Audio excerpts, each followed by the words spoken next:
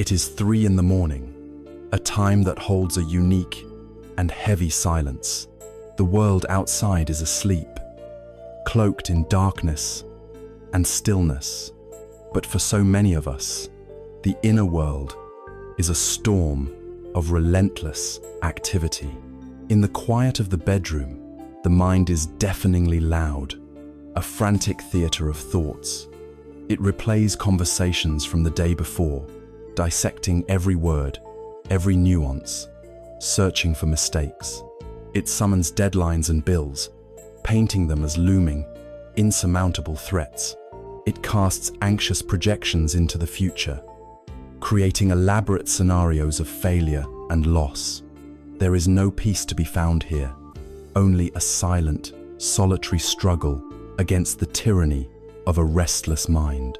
This experience, this nightly battle, is not a personal failing. It is not a sign that you are broken. It is a symptom of the world we have built, a world that runs on a currency of constant stimulation and distraction. We live within an architecture of attention, engineered to keep us perpetually engaged, perpetually wanting, and perpetually dissatisfied. The hum of notifications, the endless scroll of information, the cultural worship of busyness, all of it fuels a deep-seated anxiety, a feeling that we are always behind, never quite enough.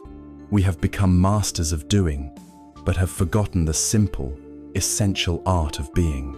We are trapped on a wheel of action and reaction, and we have lost the map that leads back to stillness. But this map exists. It is not new, nor is it a secret. More than 2.5 millennia ago, a man who would come to be known as the Buddha sat with the very same fundamental questions of human suffering. He looked deeply into the nature of anxiety, of stress, of the profound unease that seems woven into the fabric of our existence. The path he discovered and shared was not one of divine revelation or blind faith. It was a practical, systematic, and deeply compassionate technology for the mind. It offers not a temporary escape, but a direct way to understand the very processes of our own consciousness. It suggests that the solution to our inner chaos is not to fight it, to suppress it, or to distract ourselves from it, but to turn towards it with a gentle, unwavering curiosity. This is an invitation, a journey into the landscape of your own mind, to find a peace that does not depend on the world outside becoming quiet, but on discovering the quiet that has, all along, been waiting patiently within you. To begin this journey of understanding, we must first give a name to the unseen tormentor, the frantic energy that occupies our minds and steals our peace. The wisdom of the Buddha provides a name that is both simple and profoundly accurate. It is called Kapicita, or the monkey mind. Imagine a monkey in a great forest. It never stays still for more than a moment. It leaps from one branch to another, screeching and chattering, grabbing a piece of fruit here, chasing a shadow there, constantly in motion, never at rest. It is driven by impulse, by fleeting desires, by phantom fears. This is the perfect metaphor for the untrained human mind. It leaps from a memory of childhood to a worry about a future meeting, to a line from a song, to an imagined argument with a colleague, to a sudden craving for food. It is a chaotic, untamed, and exhausting dance of thoughts, feelings, and impulses. This is the voice that narrates our lives with a stream of anxious commentary, the inner critic that judges our every move, the restless planner that tries to control an uncontrollable future. It is the source of the storm we feel in the dead of night. For many of us, we believe this constant mental chatter is who we are. We identify with it completely. We think, I am an anxious person, or I am a worrier. But the Buddha's first great insight is to draw a distinction. You are not the monkey. You are the one who is aware of the monkey, This separation is the beginning of all freedom. The monkey mind is not a modern invention. It is an intrinsic part of the human condition. However, the environment we inhabit today acts as a powerful amplifier for its frantic energy. The jungle it swings through has become infinitely larger and more stimulating. Our modern world is an economy built on the commodification of your attention. Every notification on your phone, every tailored advertisement, every sensational headline is a new, shiny branch, intentionally designed to capture the monkey's gaze.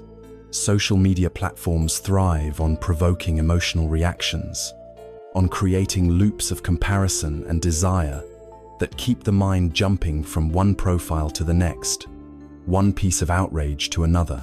The 24-hour news cycle feeds it a steady diet of fear and uncertainty. The pressure to be productive, to optimize every moment, to build a personal brand, ensures that the mind never has permission to rest. It is constantly being prodded, poked, and pulled in 1,000 different directions. We are told that to be still is to be lazy, that to be unproductive is to fail. And so the monkey learns to leap faster, to screech louder, just to keep up with the overwhelming pace of this man-made jungle. We are not just dealing with our own internal patterns. We are contending with a vast external system that profits from our distraction and agitation. Recognizing this is not about blaming technology or society. It is about understanding the powerful forces we are up against. It helps us cultivate compassion for ourselves, for how difficult it is to find stillness when the entire world seems engineered to prevent it. Our first, most natural instinct when faced with this inner chaos is to fight it. When we lie in bed and our mind is racing, we command it. Stop thinking. We try to force the unwelcome thoughts out, to wrestle them into submission. We grit our teeth and try to build a mental wall to keep the anxiety at bay. But this approach is not only ineffective, it is profoundly counterproductive. It is like trying to suppress a beach ball by holding it underwater. It takes enormous effort, and the moment you relax your grip, it bursts back to the surface with even greater force. The very act of resisting a thought gives it energy. When you tell yourself, "I must not think about that embarrassing thing I said," you have just brought that very thing to the forefront of your mind. You are feeding the monkey by fighting with it. This struggle creates a secondary layer of suffering. First, there is the initial anxious thought, and then there is the frustration and anger at yourself for having the thought in the first place. You become anxious about being anxious. You worry about your worrying. This is a vicious cycle that tightens its grip with every act of resistance, generating immense tension in the body and mind, making peace and sleep impossible. The enemy is not the thought itself. The enemy is the battle we wage against it. The path to peace does not lie in winning this war, for it is an unwinnable war. The path lies in declaring a truce. There is a simple story that illustrates this principle beautifully. A man, seeking peace, came to a small lake high in the mountains. He looked into the water, hoping to see the clear, still reflection of his own face. But the surface was disturbed by a gentle breeze, creating countless ripples that distorted his image. Annoyed by this imperfection, he decided he would make the water still. He began to slap at the surface with his hands, trying to flatten the ripples. But of course, his every action only created more turmoil, more waves, more distortion. He thrashed and struggled, growing more and more frustrated, until, exhausted and defeated, he simply gave up. He sat down on the shore, breathing heavily, and did nothing. He just watched, and as he sat in this state of surrender, the breeze subsided on its own. The waves he had created began to calm, and the water, of its own nature, gradually settled. Soon, the surface became like a perfect mirror, and in it, he could see his own reflection with absolute clarity. The mind is exactly like this lake. Our attempts to force it into stillness only create more agitation. The true practice is to stop struggling, to sit on the shore of our own awareness, and to simply allow the mind to be as it is. This is the alternative, the gentle path offered by the Buddha. Instead of being the warrior trying to slay the monkey, or the victim being tormented by it, we take on a new role, the calm, curious, and compassionate observer. We become like a scientist watching the weather. The scientist does not get angry at the clouds when it rains, nor does she try to command the wind to stop blowing. She simply observes, notes the patterns, and understands that these phenomena arise from certain conditions and will eventually pass. We can learn to do the same with our thoughts. When a wave of anxiety arises, instead of being swept away by it, we can step back and note, here is anxiety. When the mind starts replaying an old regret, we can observe, here is a memory. Here is the feeling of regret. We do not judge it.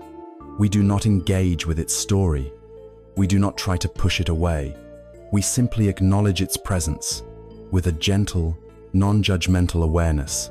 This practice of observation creates a space, a small but vital gap between the observer and the thought. In this space, we find our power. The thoughts may still come and go. The monkey may still leap from branch to branch, but it no longer has control over us. We are no longer lost in the drama. We are watching the play unfold from a place of quiet strength. As we begin to observe this restless monkey, we start to notice the terrain it inhabits, the landscape of its endless journey. This landscape has a name in the teachings of the Buddha. It is called dukkha, the pervasive sense of unease that fuels the monkey's flight. As we sit on the shore of our own awareness, watching the frantic antics of the monkey mind, we begin to perceive the landscape it inhabits.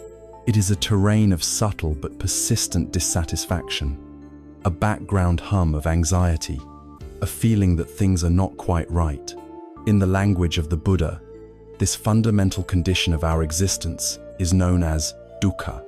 This ancient Pali word is often translated into English as suffering, a translation that is both incomplete and misleading. It conjures images of immense tragedy and despair, and can lead one to believe that the core message of Buddhism is pessimistic, a grim declaration that life is nothing but pain. But this is a profound misunderstanding.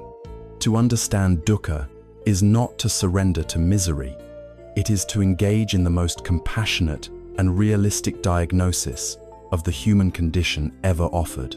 A more accurate way to think of dukkha is as unsatisfactoriness, unease, stress, or a fundamental lack of complete, lasting contentment.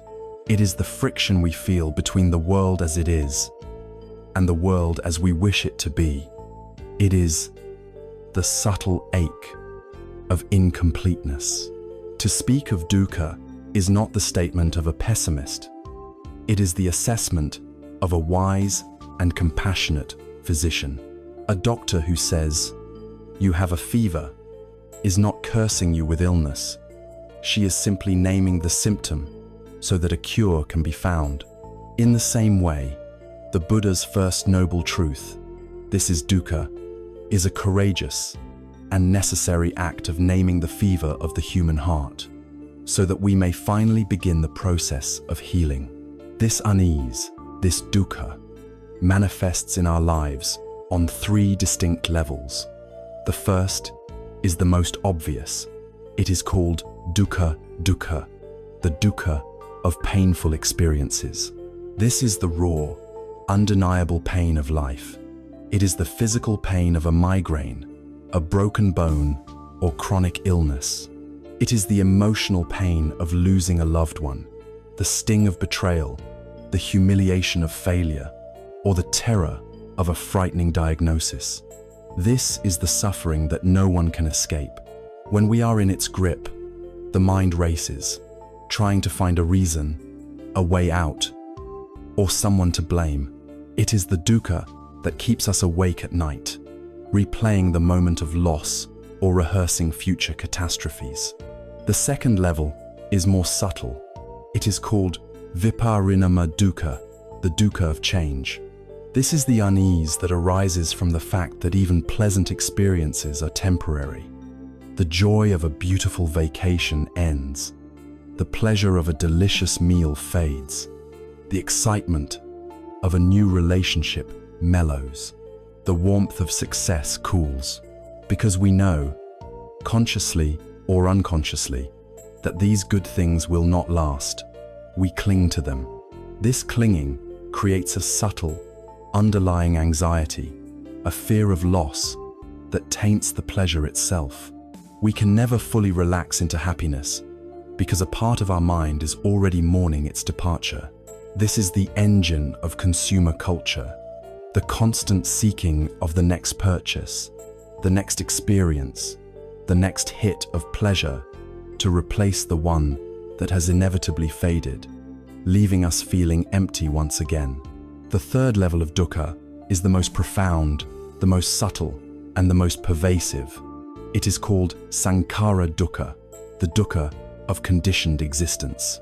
This is the baseline unsatisfactoriness that is woven into the very fabric of being a separate, temporary self. It is the background hum of anxiety that persists even when things are going relatively well.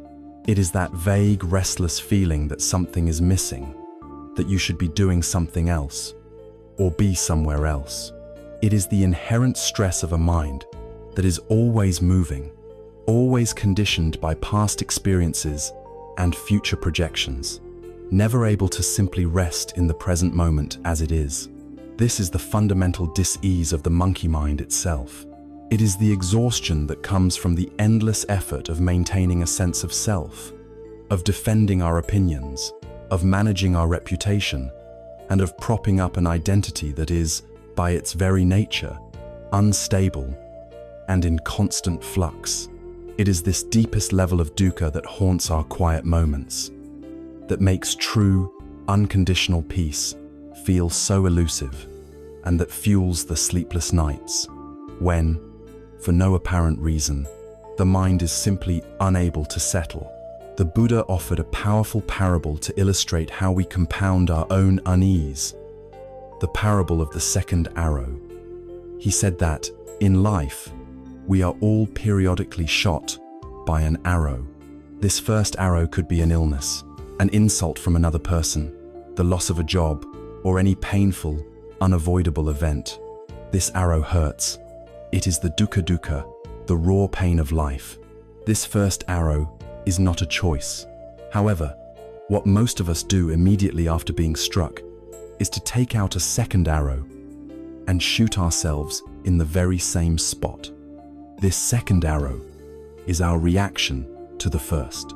It is the story we tell ourselves about the pain. It is the endless loop of why me? This is a catastrophe. I can't bear it. It is the anger, the resentment, the self-pity, the fear, and the despair we layer on top of the original pain. This second arrow is optional. It is self-inflicted. The practice of mindfulness, the path of wisdom, is not about becoming magically immune to the first arrows of life. They will always come. The practice is about learning not to shoot the second arrow. When we lie awake at night, tangled in our worries, we are not just feeling the sting of the first arrow, we are relentlessly stabbing ourselves with a quiver full of second arrows. We take a small worry, and, through rumination, we turn it into a monster. We take a past mistake, and, through self-criticism, we turn it into a defining feature of our identity. The first arrow causes pain, but it is the second arrow that causes true suffering. Therefore, to look squarely at the presence of dukkha in our lives is not an act of morbidity or pessimism. It is an act of profound self-compassion and courage. It is turning on the light in a room we have been stumbling around in for years. At first, the light may be jarring. We might be shocked to see the extent of the clutter and dust. But only with the light on can we see things clearly. Only with the light on can we begin to discern what is useful and what is not. Only with the light on can we start the gentle process of tidying up. By ceasing our denial of this fundamental unease, we stop wasting our energy fighting a reality that simply is. We stop shooting ourselves with the second arrow of resistance. We meet our experience with honesty. This honest seeing, this clear acknowledgement, is the end of one kind of struggle and the beginning of a true, intelligent path forward. It transforms us from passive victims of our circumstances into active participants in our own liberation. To acknowledge this universal unease, this dukkha, without despair, is an act of profound courage. It allows us to ask the most important question a physician or a seeker of peace can ask. Now that we have identified the symptom, what is its cause? Having courageously named the pervasive unease of dukkha, we move from diagnosis to etiology, from the symptom to its source. The Buddha, in his role as the great physician of the mind, did not stop at identifying the fever. He pointed directly to the infection, causing it. This cause, he explained in the Second Noble Truth, is a concept known as tanha. This Pali word is often translated as craving or desire, but its meaning is deeper and more resonant. It is a thirst, a deep, burning, insatiable thirst that lies at the very root of the monkey mind's frantic journey. This is not a moral judgment. Tanha is not a sin. It is a fundamental aspect of biology, a survival instinct that has become entangled with our complex human consciousness. It is the drive that tells a hungry animal to seek food, or a cold animal to seek warmth. But in us, this basic drive has expanded beyond simple survival. It has become a psychological force, a constant striving for things to be different than they are, a relentless leaning into the future, or pulling away from the past. This thirst is the engine of our discontent. It is the unquenchable fire that fuels our anxiety, our stress, and our sleepless nights. To understand tanha is to hold the key to understanding our own suffering, not as a random, imposed affliction, but as a process, a chain of cause and effect that, once understood, can be interrupted. This fundamental thirst manifests in three distinct ways, three currents that pull our minds away from the peace of the present moment. The first and most recognizable is kama tanha, the thirst for sense pleasure.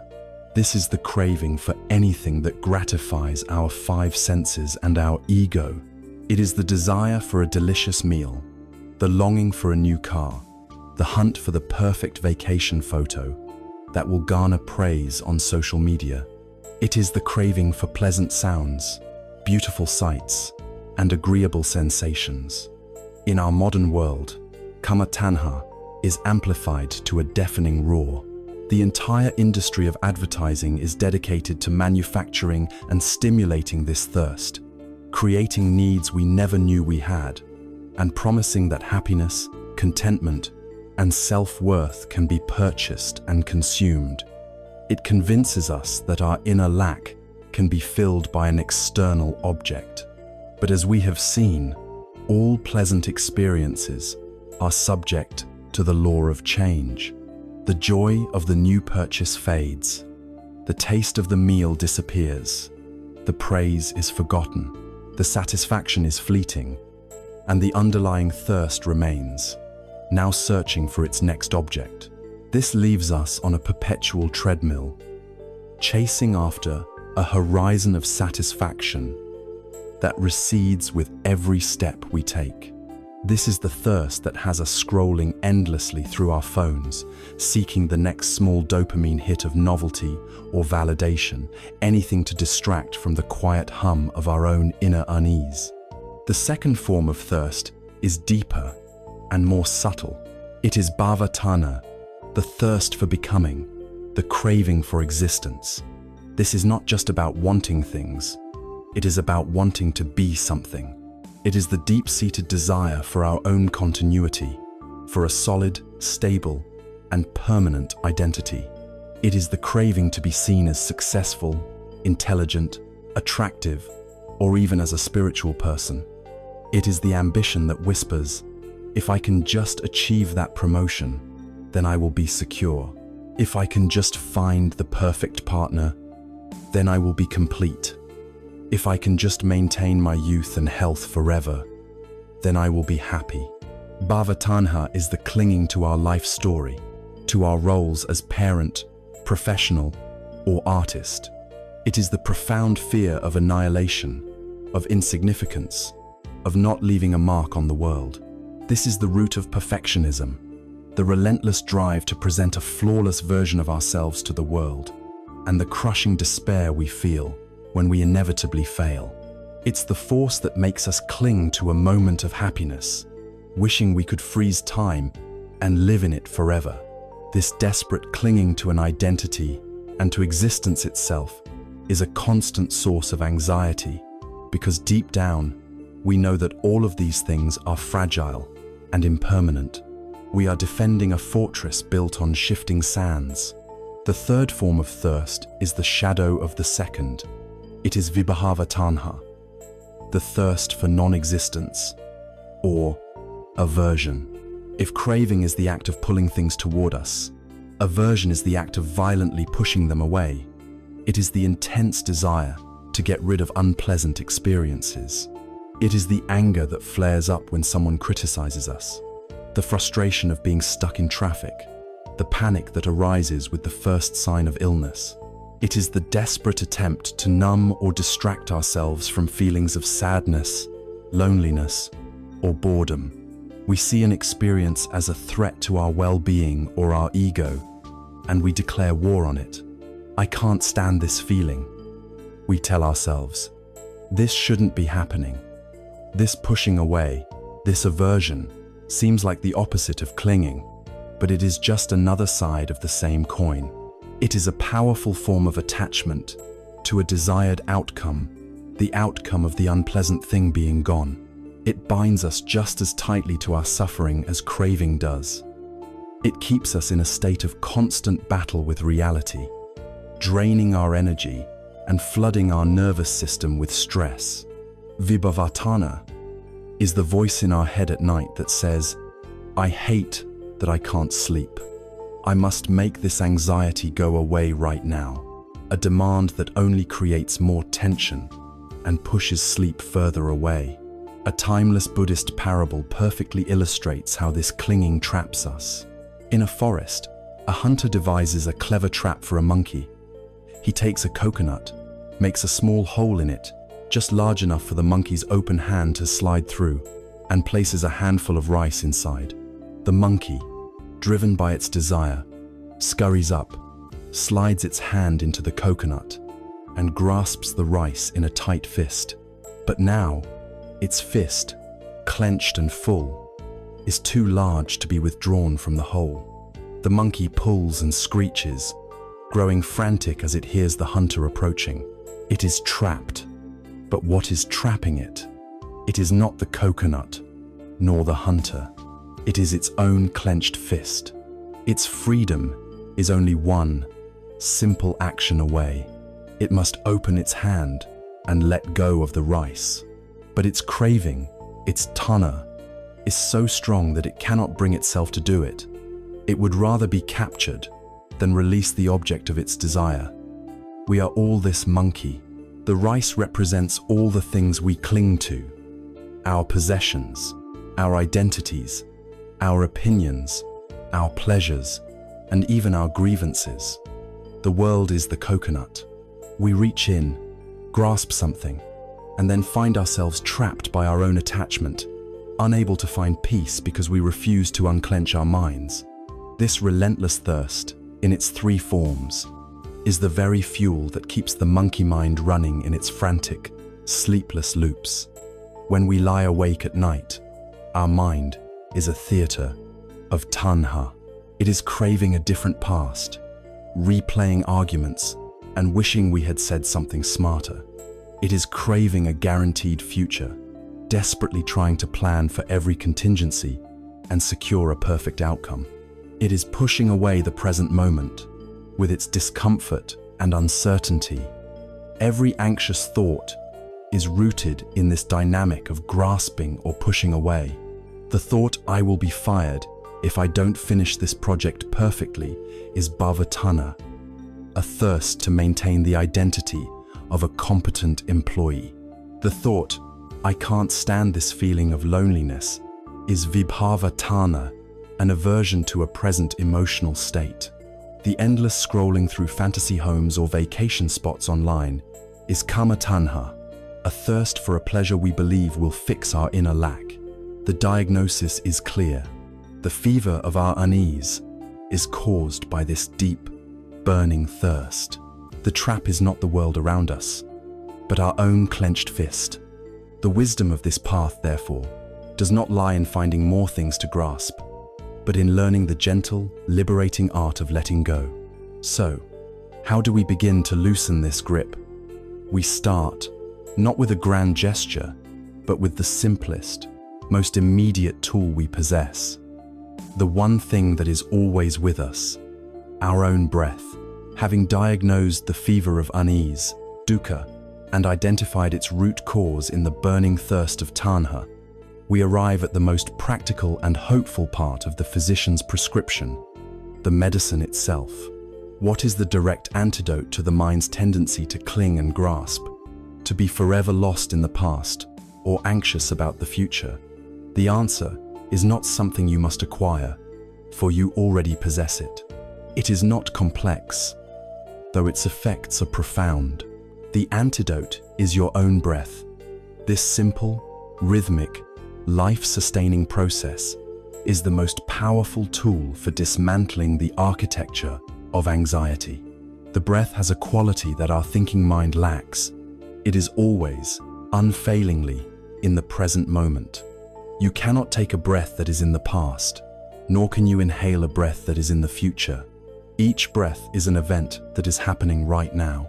Therefore, by placing our attention on the simple, physical sensation of breathing, we tether our wandering mind to the reality of the present. We pull it back from the imaginary worlds of regret and worry and anchor it in the calm harbor of the now. The practice of mindfully attending to the breath, known as anapanasati, is the foundation of mental freedom. It is the beginning of learning how to let the clenched fist of the mind gently, patiently, open. The wisdom in choosing the breath as the primary object of meditation is immense. Firstly, as we've noted, it is the perfect anchor to the present. The monkey mind lives in time, swinging between memory and projection. The body and the breath within it lives in the timelessness of the present moment.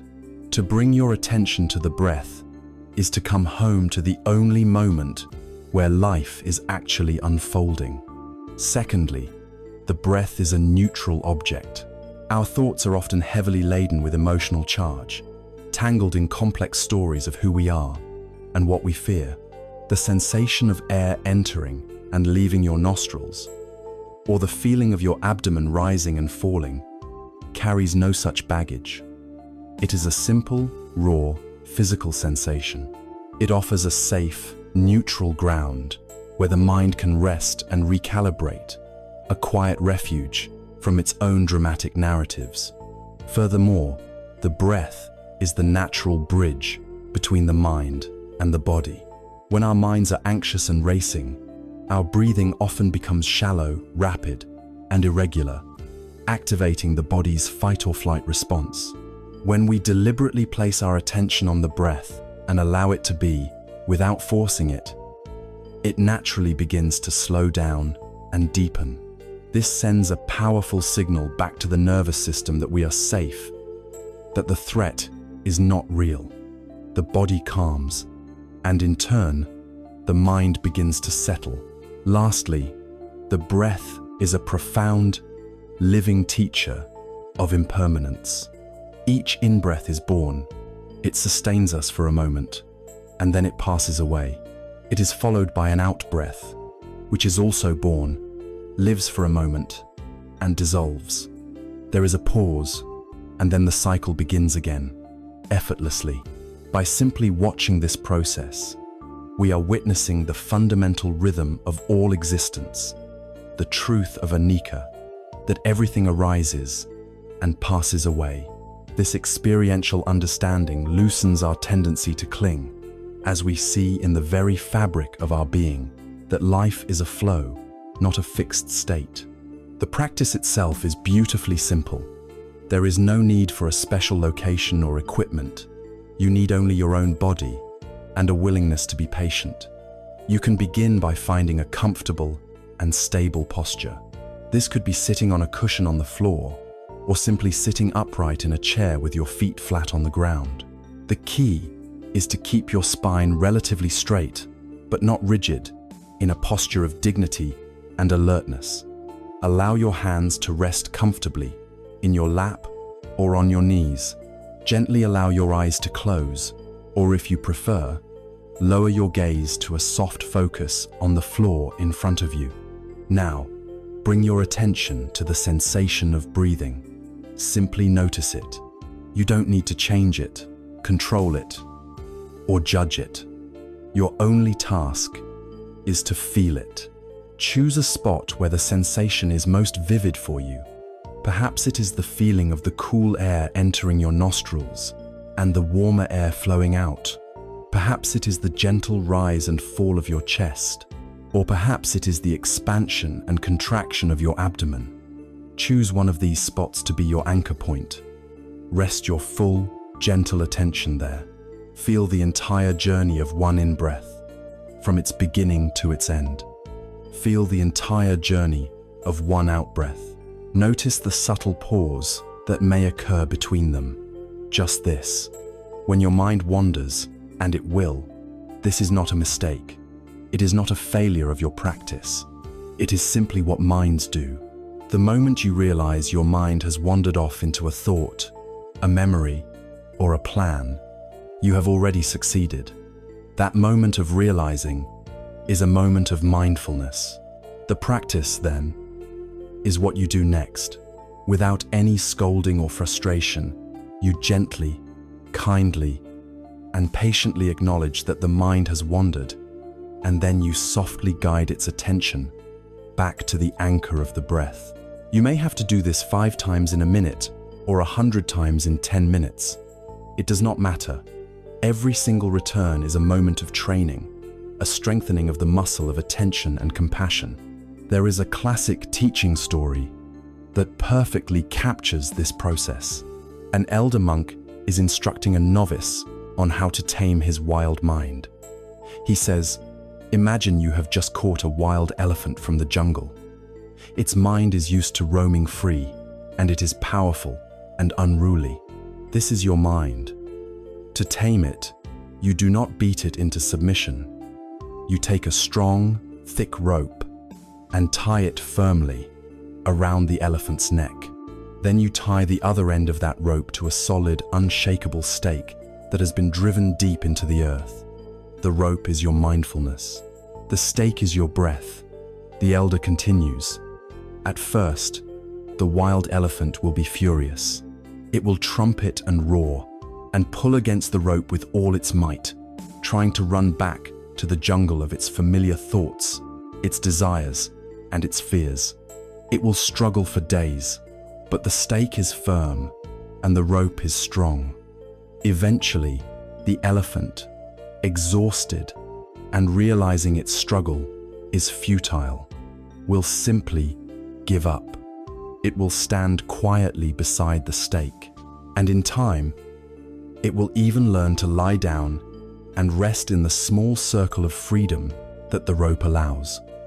Our practice is precisely this. We tie the wild elephant of our mind to the firm stake of the breath. At first, the mind will struggle.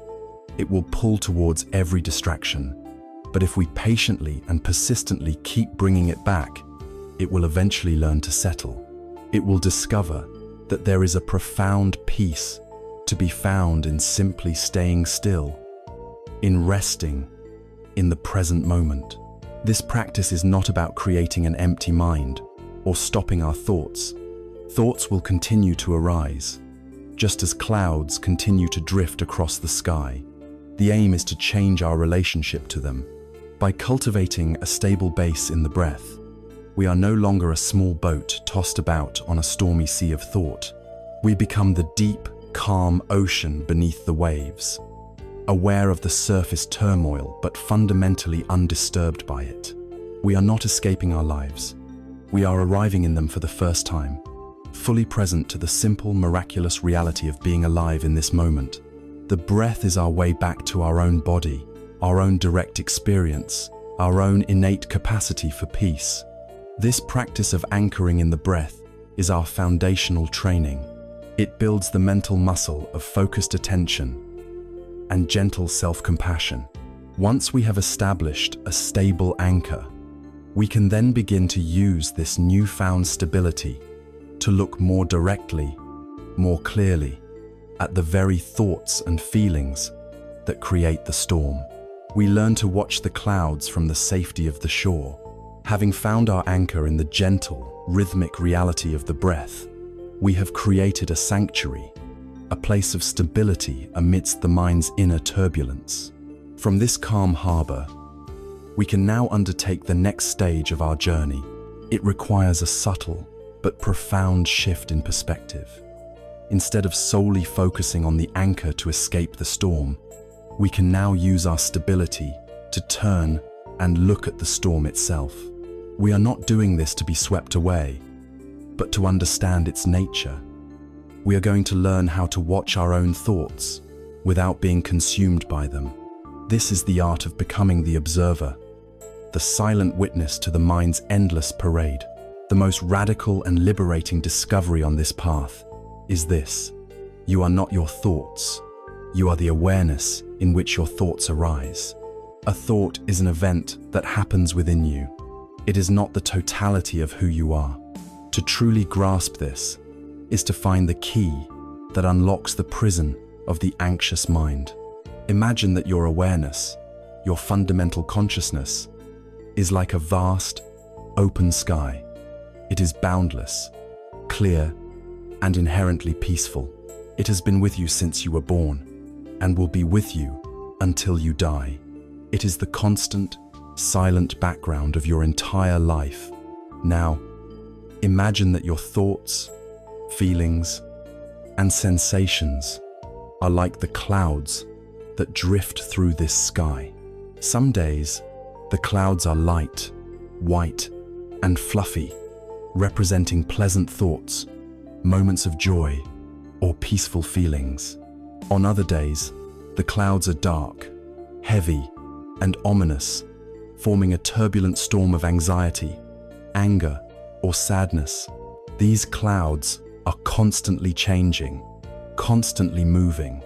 They drift in, they linger for a while, and then they dissolve, making way for the next formation. The fundamental mistake we make, the source of so much of our suffering, is that we forget we are the sky and we believe we are the cloud.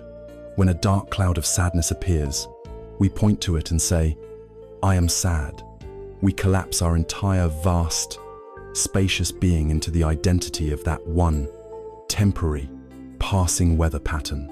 When a storm of anxiety rages, we believe, "I am an anxious person," completely identifying with the turbulence. The practice of becoming the observer is the practice of remembering that you are the sky. The sky is not defined by the clouds. The sky is not harmed by the storm. It is the vast, silent, compassionate space that holds all the weather, allowing it to come and go without resistance. From this perspective, you can acknowledge the presence of a dark cloud without becoming it. You can say, a feeling of sadness is passing through me, or a storm of anxious thoughts is happening right now. This simple shift in language reflects a monumental shift in consciousness. It creates space. It creates freedom. You are no longer drowning in the storm. You are the spacious awareness watching the storm pass. This may sound abstract, but there is a very concrete technique that helps us cultivate this inner observer. It is the practice of noting or labeling. As you sit, anchored in the sensation of your breath, you will inevitably notice your attention being pulled away by a thought. The moment you notice this has happened, you introduce a gentle, intermediate step before returning to the breath. You make a soft, mental note of the type of thought that has captured you. For instance, if you find yourself planning the rest of your day, you silently and gently label it in your mind. Planning. If your mind has drifted to a conversation you had yesterday, you can note, remembering. If you are worrying about a future event, worrying. The key is the tone of the note. It is not an accusation. It is not a judgment. It is light, neutral, and scientific, like a botanist noting oak tree or rose. The label can be for any mental event: a feeling of impatience, a sound you hear, hearing, or a bodily sensation, itching. After making the soft, simple note, you then gently guide your attention back to the anchor of the breath. This practice of noting is incredibly powerful because it interrupts the hypnotic pull of the thought storyline. When you are lost in a worry, you are the main character in a dramatic film. When you step back and label it worrying, you suddenly become the audience watching the film. You see the thought for what it is, a mere mental event, rather than an absolute reality. It transforms the thought from a subject you are fused with into an object you are observing. There is a classic Zen story that brilliantly illustrates the difference between being carried away by thought and being the observer of it. Two monks, one senior and one junior, were on a long journey. They came to a river where the recent rains had washed out the bridge. A young, beautifully dressed woman stood there, afraid to cross the muddy, rushing water for fear of ruining her kimono. Without a word, the senior monk walked up to her, lifted her into his arms, carried her across the river, and set her down gently on the other side. He then continued on his way. The junior monk followed, his mind in a state of turmoil. He was shocked and scandalized. Their monastic vows strictly forbade them from touching women. For hours, they walked in silence, but the younger monk's mind was a raging storm of judgment and confusion. He replayed the scene over and over, his anger and bewilderment growing with every step. Finally, unable to bear it any longer, he burst out, "Master, how could you do that? You know we are forbidden to touch a woman. It was a serious violation of our precepts." The senior monk looked at him calmly and replied with a gentle smile, "I put that woman down by the river hours ago. Why are you still carrying her?" This story perfectly captures our dilemma.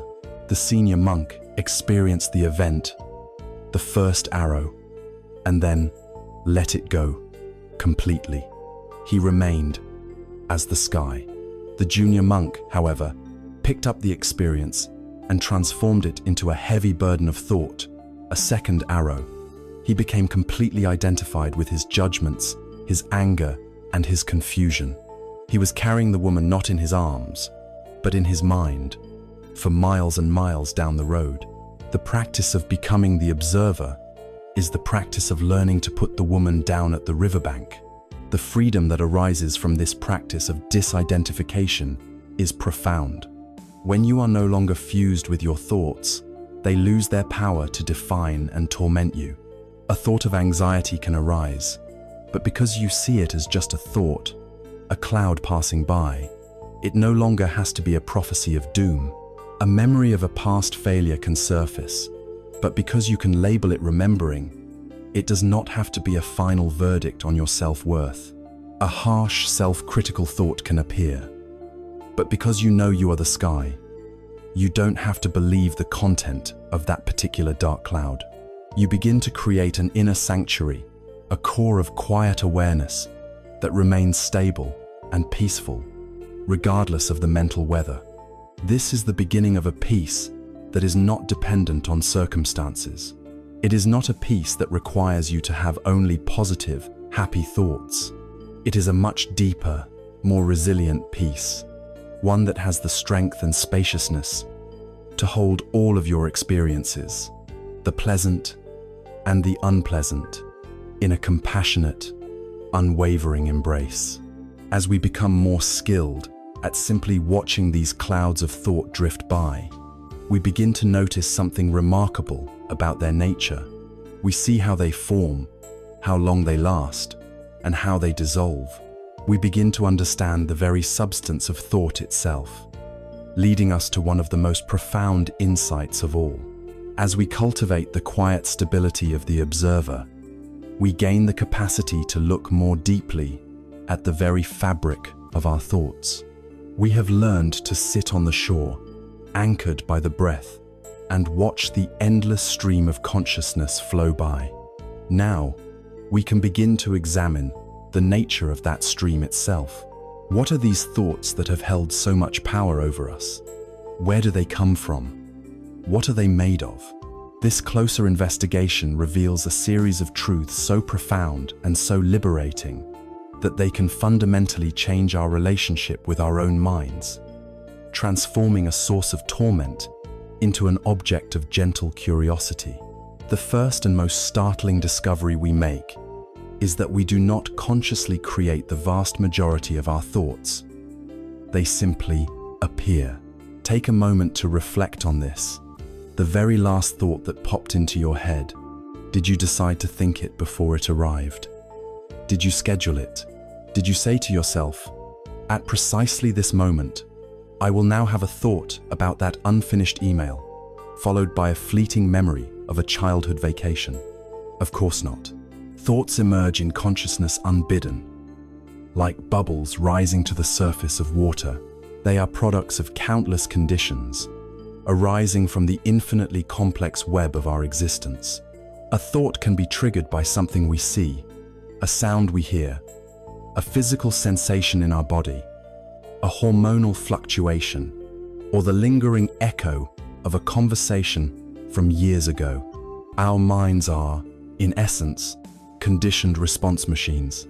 They are constantly processing data and generating output based on previous patterns and experiences. This realization is the beginning of immense self-compassion. For years, we may have berated ourselves for having bad thoughts, thoughts of anger, jealousy, fear, or doubt. We have taken them so personally, assuming they are a true reflection of our character.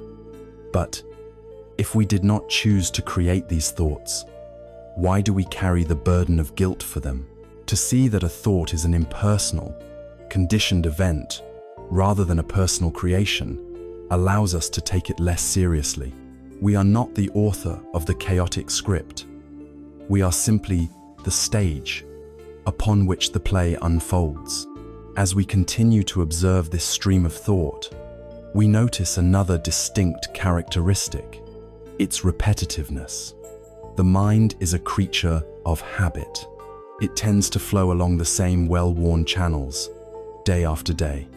Think of water flowing down a mountainside. The first time it rains, the water trickles down in a somewhat random path.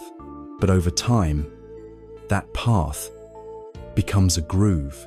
With each subsequent rainfall, the water flows more easily along this established channel, carving it deeper and deeper until it becomes a gully, and eventually, a great canyon. Our thought patterns operate in exactly the same way. Every time we engage with an anxious thought, every time we indulge in a cycle of self-criticism, we are deepening that particular neural groove. This is why our minds seem to have a greatest hits collection of worries. We have our favorite anxieties about work, our go-to insecurities about our relationships, our signature brands of self-judgment. They arise so frequently, not because they are especially true or important, but simply because the pathway is so deep and well-worn that our mental energy flows into it automatically. Mindfulness is the practice of consciously and gently diverting the water. When we notice the mind heading for the canyon of anxiety, we gently redirect it back to the breath. At first, this new path is just a shallow trickle. It takes effort and repetition. But with each gentle return, we deepen a new channel, a new groove of mindfulness, of calm, of self-compassion. Over time, this new pathway can become the mind's default, a place of peace that feels more natural and accessible than the old canyons of distress. A beautiful image to hold for this practice is that of a person sitting peacefully on the bank of a flowing river. This person is not trying to stop the river, speed it up, or change its course. They are simply resting, watching it flow. They decide that each leaf that floats by on the surface of the water represents a single thought. A brown, crumpled leaf might be a sad memory. A bright green new leaf might be an exciting idea. A thorny twig might be an angry thought. As each leaf comes into view, the person simply notes it. They see its shape, its color, and they watch as it floats past, eventually disappearing from sight downstream. They do not jump into the river to grab a leaf and analyze it. They do not try to fish out the ugly leaves, nor do they try to hold on to the beautiful ones. They understand that their job is not to manage the river's contents, but simply to sit in stillness and bear witness to the flow. This is the skill we are cultivating. We are learning to sit by the river of our own mind, letting the thoughts, the leaves, float by without getting swept away by the current. We can acknowledge each thought and then let it go, trusting that the river will carry it away on its own. This practice naturally leads to a vital, empowering conclusion. You do not have to believe everything you think. Our minds are not precision instruments for perceiving reality as it is. They are storytelling machines. They evolved to ensure our survival, not our happiness or our enlightenment. To do this, they constantly generate narratives, predictions, and judgments, most of which are heavily biased towards potential threats and negative outcomes. The mind is a brilliant fiction writer, and its favorite genre is dramatic, often catastrophic, fiction. It produces countless thoughts a day that are simply not true. To believe every thought that passes through your mind is like believing every single piece of spam that arrives in your email inbox. The path to wisdom involves cultivating a healthy, gentle skepticism toward our own mental content. We can learn to question our thoughts. When a thought like, "I am going to fail," arises, we can gently ask, is that really true? Is it 100% certain? Or is this just a thought? We can even develop a sense of humor about our mind's antics, smiling at its tendency for melodrama, as we would at an imaginative child making up ghost stories. This lightness, this refusal to automatically grant authority to every mental event, is a profound act of self-liberation. As we watch these ephemeral, unreliable, and unchosen thoughts drift by like clouds in the sky or leaves on a river, we come face to face with a universal law that governs them all. We see, not as an intellectual concept, but as a direct, lived experience, that no thought is permanent. It arises, it exists for a brief moment, and then it vanishes. The anxious thought that felt so solid and real a moment ago has already dissolved, replaced by something else entirely. This direct insight into the transient, fleeting nature of all mental phenomena is a doorway to one of the most foundational teachings of the Buddha. This is the law of impermanence, the profound and liberating truth that everything, without exception, is in a constant state of flux. This insight, known as anicca, is the master key to unlocking the grip of our suffering. Having learned to sit by the river of the mind, watching the leaves of thought float by, we begin to notice a fundamental truth not just about the leaves, but about the river itself. It never stops flowing. This direct, experiential seeing of the transient nature of our thoughts is a gateway to one of the most powerful and liberating insights in the entire landscape of Buddhist wisdom. It is the universal law of anicca, or impermanence. This is not a depressing philosophy that declares that everything fades and is therefore meaningless. It is a dynamic, vibrant, and realistic observation about the very nature of existence. Anicca teaches that everything, without exception, from the most distant star to the most fleeting thought, is in a constant, unceasing process of change. Nothing is static, nothing is permanent. The universe is not a collection of fixed objects, but a dance of ever-changing processes. To truly and deeply understand this is to find the master key that unlocks the chains of our own suffering. We can see this truth everywhere we look, once we learn how to see. Look at your own body. Is it the same body you had 7 years ago, or even 7 minutes ago? On a cellular level, it is in a constant state of flux, with old cells dying and new cells being born. It is aging, changing, responding to food, to air, to emotion. It is not a solid entity. It is a living process. Look at your feelings. Where is the joy you felt last week? Where is the anger that consumed you yesterday? They arose due to certain conditions. They stayed for a while, and then they dissolved, replaced by other feelings. They are like weather patterns, not permanent fixtures of your inner landscape. Look at the world around you. The seasons turn, cities rise and fall, relationships evolve, mountains erode. The very ground beneath our feet is a slow-motion river of tectonic movement. We live inside an immense cosmic flow. The primary source of our anxiety, our dukkha, arises from a fundamental misunderstanding of this reality. We seek permanence in an impermanent world. We try to build solid ground in the middle of a flowing river. We cling to pleasant experiences, desperately trying to freeze them in time. We push away unpleasant experiences, believing we can banish them forever.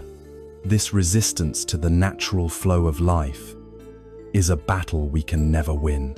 It is like standing on the seashore and commanding the tide not to turn. The suffering comes not from the changing tide, but from the futile and exhausting struggle against it. This insight into impermanence is the most powerful antidote to the specific kind of anxiety that keeps us awake at night. The anxious mind is a mind at war with uncertainty. It spins its wheels, trying to plan, predict, and control a future that is, by its very nature, uncontrollable and uncertain. It seeks guarantees where none can be found. It demands a permanent state of safety in a world defined by change. To embrace anicca is to make peace with uncertainty. It is to understand that life unfolds moment by moment, and that our attempts to nail down the future are not only futile, but are the very source of our torment. This is not a passive resignation that leads to helplessness. It is a wise, active, and deeply relaxing surrender to reality. It allows the mind to let go of its impossible job of being the controller of the universe. When we lie in bed, unable to sleep, the panic often escalates. because of a hidden belief in permanence. The thought arises, "I can't sleep," and this is quickly followed by the terrifying second arrows. "This is awful. This feeling will last all night. I will be a wreck tomorrow. Maybe I'll never have a good night's sleep again." We mistake a temporary state for a permanent sentence. The wisdom of Anicca offers a gentle counter-narrative. When the discomfort of insomnia arises, we can meet it with the quiet understanding, "This, too, shall pass." This feeling of agitation is impermanent. This racing heart is impermanent. These anxious thoughts are impermanent. Like all other things, they have arisen due to conditions, and they will cease when those conditions change. Simply resting in this knowledge can dramatically reduce the panic, the secondary layer of suffering, allowing the body and mind a chance to settle on their own. There is no story that captures the visceral, heart-opening realization of Anicca more powerfully than that of Kisa Gautami. She was a young woman whose first and only child had died, consumed by a grief so powerful it bordered on madness. She refused to accept his death. She picked up his small, lifeless body and wandered through her village, going from door to door, desperately begging for a medicine that could bring him back to life. Some people mocked her, others turned away in pity, but no one could help her. Eventually, a wise man, seeing her profound suffering, directed her to the Buddha. She approached the Buddha, laid her child at his feet, and pleaded for the magical cure. The Buddha looked at her with immense compassion and did not dismiss her plea. Instead, he gave her a task. "There is only one medicine that can help," he said. "Go back into the village and bring me a single mustard seed. But there is one condition. The seed must come from a house where no one and no child, no parent, no spouse, no Savanthus ever died." Hopeful, Kisa Gautami began her search. At the first house, a kind woman offered her a handful of mustard seeds. But when Kisa Gautami asked her condition, the woman's face fell. "Alas," she said, "the living are few, but the dead are many. I lost my husband just last year." She went to the next house, and the next, and the next. The story was the same everywhere. Every family had mustard seeds to spare, but every family had also been visited by death. One had lost a mother, another a brother, another a daughter. As the day wore on, her frantic search for a specific house transformed into a profound hearing of the universal human story of loss. The truth dawned on her, not as a theory, but as a deep, unshakable reality. Her grief was not a unique curse. It was a shared, unavoidable part of life itself. She returned to the Buddha, not with a mustard seed, but with a quiet, transformed heart. She had understood, Anicca, to live with an awareness of impermanence is not to live in fear of loss, but to live with a deeper sense of preciousness. It is to know that because this moment will never come again, it is worthy of our full attention. Because our loved ones will not be with us forever, our time with them is sacred. It encourages us to hold our joys lightly and gratefully, savoring them without the anxiety of clinging. It allows us to meet our sorrows with more patience and fortitude, knowing that they are not a permanent residence, but a passing storm. It is a call to engage with our lives fully, to participate in the beautiful, heartbreaking, ever-changing dance of existence with an open heart. This profound understanding of impermanence, that everything is a ceaseless flow, naturally leads to a very deep and personal question. If everything is changing, including my body, my feelings, and my thoughts, then who or what is this I that is doing the worrying? If everything is in flux, where is the fixed self I work so hard to protect? This inquiry leads us directly into the heart of the next great discovery, the truth of anatta, or no self. Our journey has brought us to a profound vantage point. We have watched the ceaseless river of our thoughts and feelings, and we have understood its nature as anicca, a constant, unrelenting flow of change. This leads us to the most intimate and perhaps most challenging inquiry of all. As we stand on the bank of this river, we must ask the ultimate question: who is the one who is watching? If my body is changing, my feelings are changing, and my thoughts are changing, where is the permanent, solid I at the center of it all? We invest so much energy in protecting, promoting, and polishing this sense of me. It is the main character in our life's story, the hero of our successes and the victim of our failures.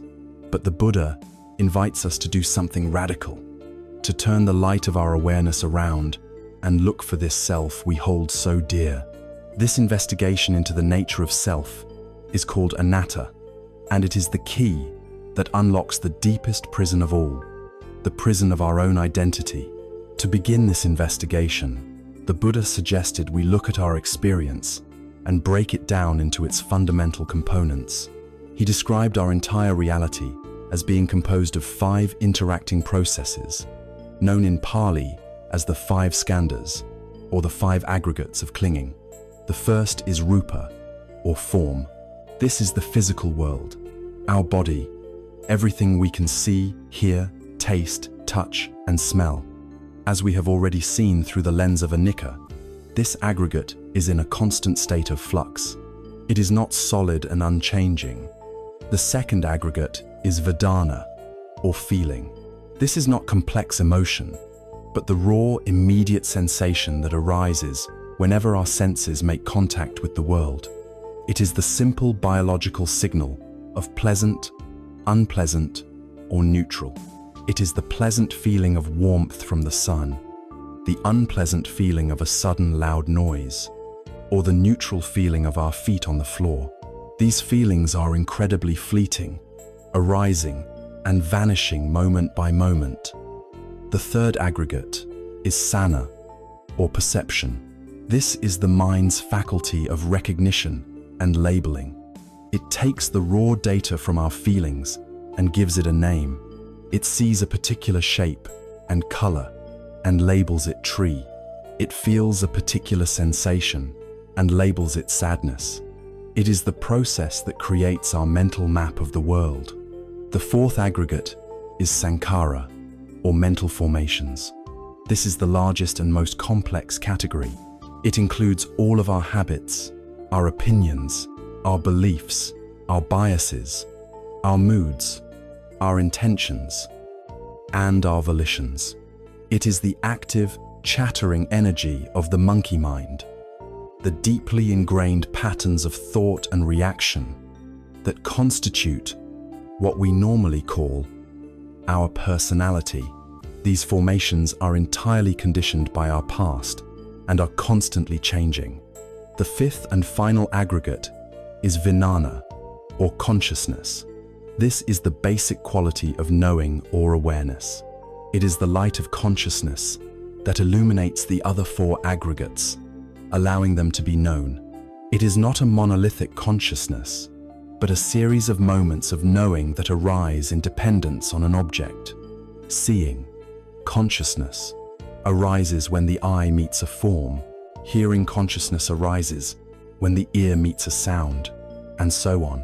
The Buddha's profound insight was this: when you look closely at these 5 processes that make up your entire lived experience, you cannot find a separate, independent, permanent self anywhere. Is your body yourself?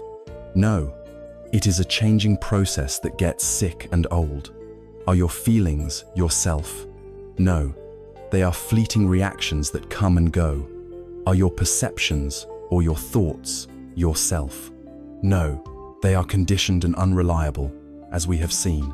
Is your consciousness yourself?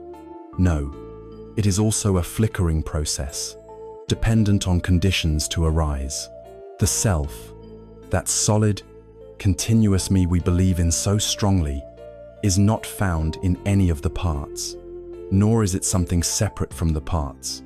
The self, the Buddha concluded, is a convention, a convenient label, like a nickname we give to the dynamic, interdependent flow of these 5 processes. It is a verb masquerading as a noun. A famous dialogue between the Buddhist sage Nagasena and the Greek king Melinda perfectly illustrates this point.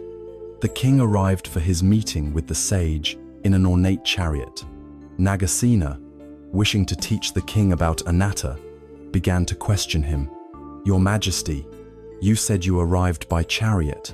Please, tell me, what is this chariot? Is the wooden pole the chariot?" The king replied, "No, venerable sir."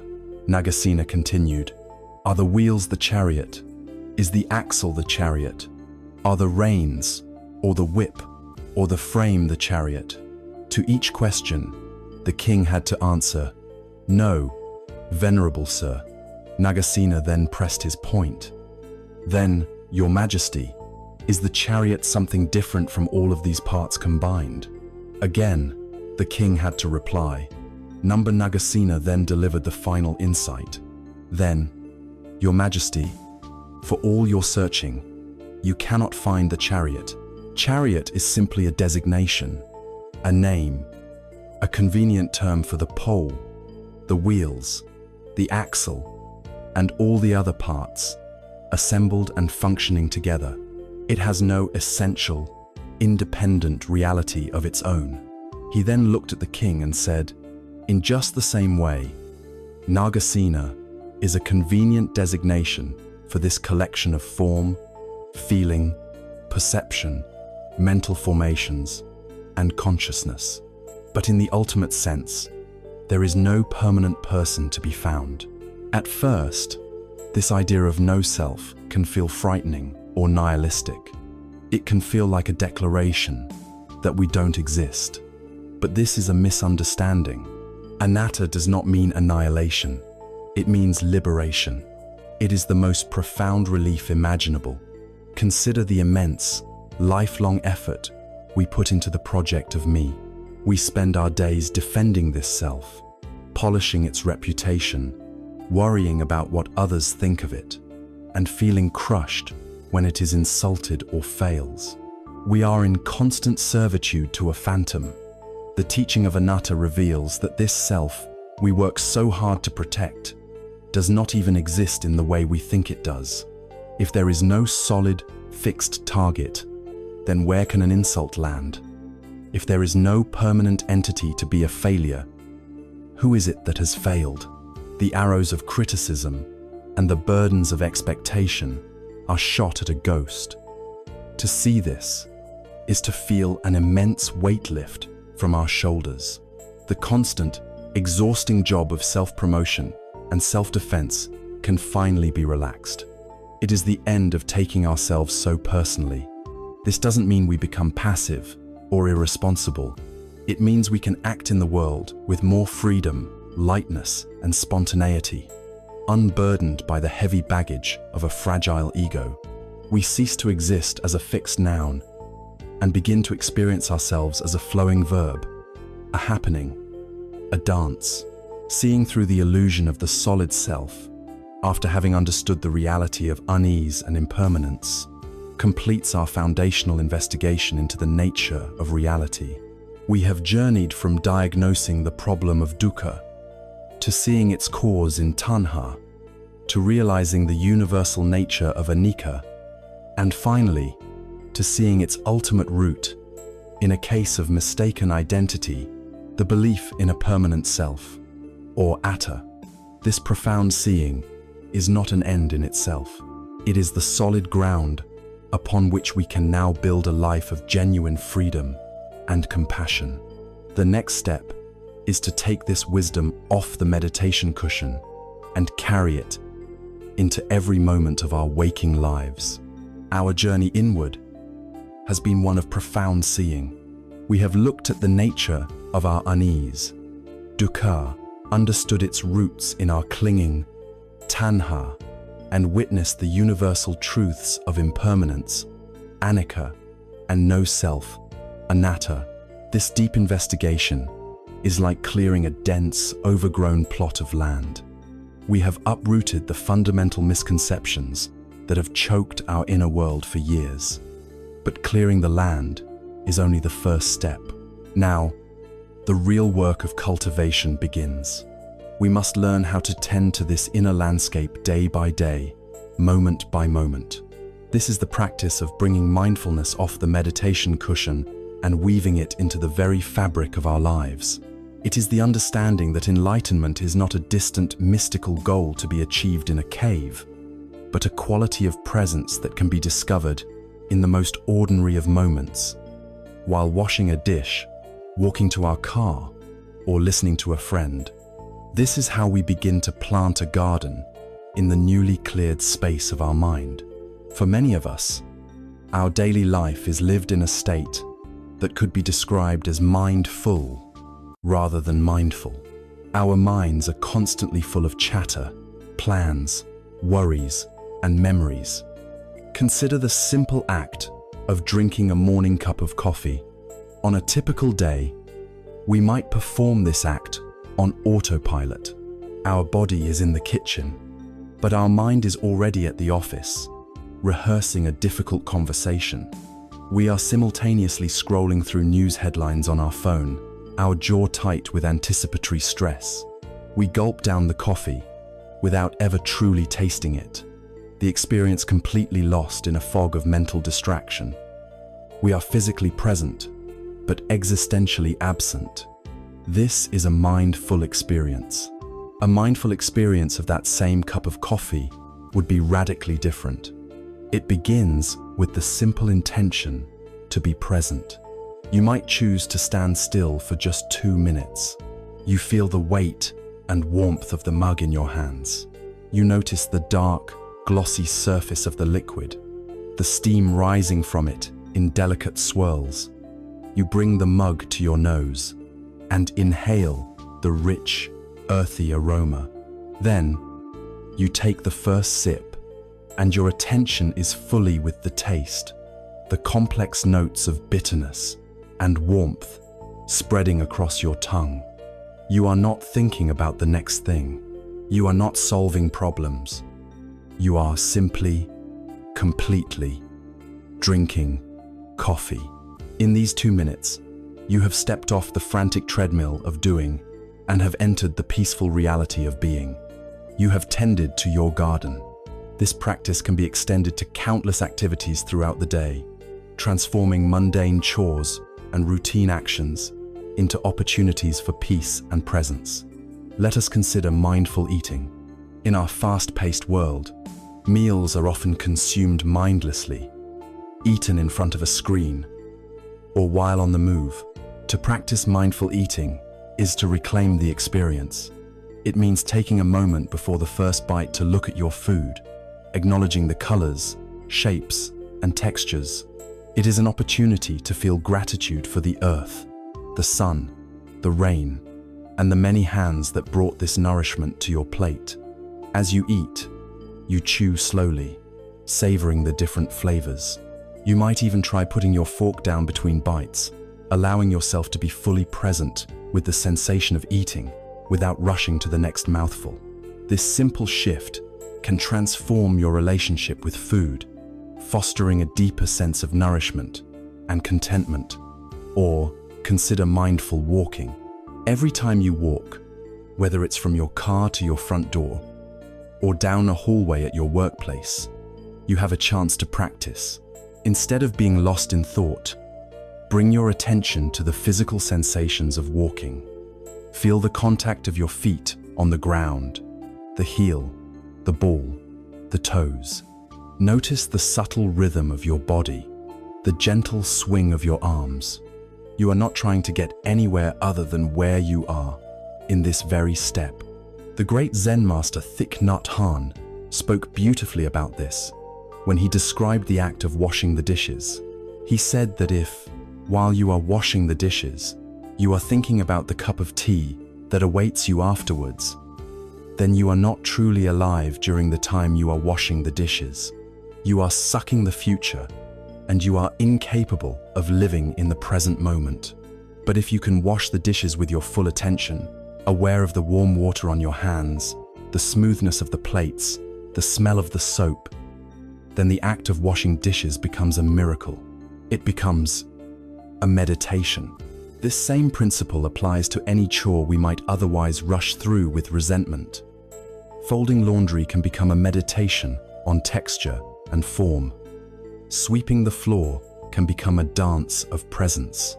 These are no longer obstacles to be overcome before we can get to the good parts of life. They become the good parts.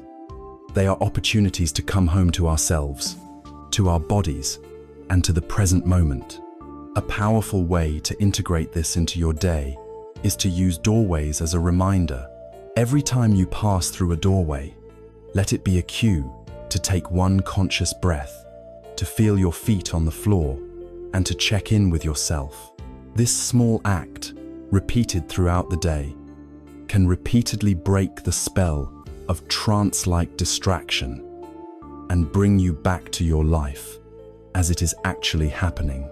Living this way is a gentle but radical act of rebellion against the fragmentation of our modern world. The architecture of the attention economy is designed to scatter our focus, to keep us switching between tasks, to make us believe that multitasking is a virtue. But the human mind does not truly multitask. It simply switches its attention very rapidly from one thing to another, an incredibly draining and stressful process that leaves us feeling frazzled and ineffective. The practice of everyday mindfulness is the practice of unitasking. It is the revolutionary act of doing one thing at a time with your full, undivided attention. Each moment of presence is an antidote to the poison of distraction. It helps to stitch the scattered pieces of our day back into a calm, coherent, and meaningful whole. Each mindful breath, each mindful step, each mindful sip of tea is a declaration of sovereignty over our own consciousness. We are choosing to inhabit our own lives, rather than being a ghost floating through a series of obligations. As we continue this practice, we are actively cultivating the garden of our mind. Formal meditation is like weeding and tilling a specific plot of land. Everyday mindfulness is like tending to the entire garden, ensuring the soil remains rich and receptive.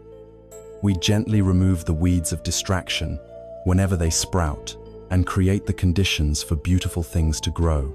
As we cultivate this garden of the mind, bringing the light of awareness to the simple corners of our day, we create a fertile ground.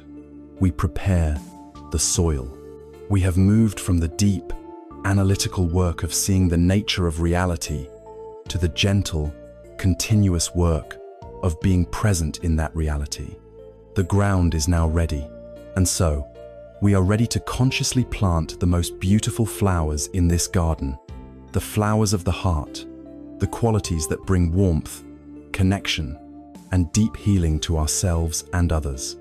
The first and most vital of these flowers, the one that nourishes all the others, is the seed of unconditional friendliness, the practice of metta, or loving kindness. In the fertile ground of the mindful presence we have cultivated, we are now ready to plant the first and most essential flower of the heart. For all our insights into the nature of reality, our practice remains incomplete if it is cold and sterile.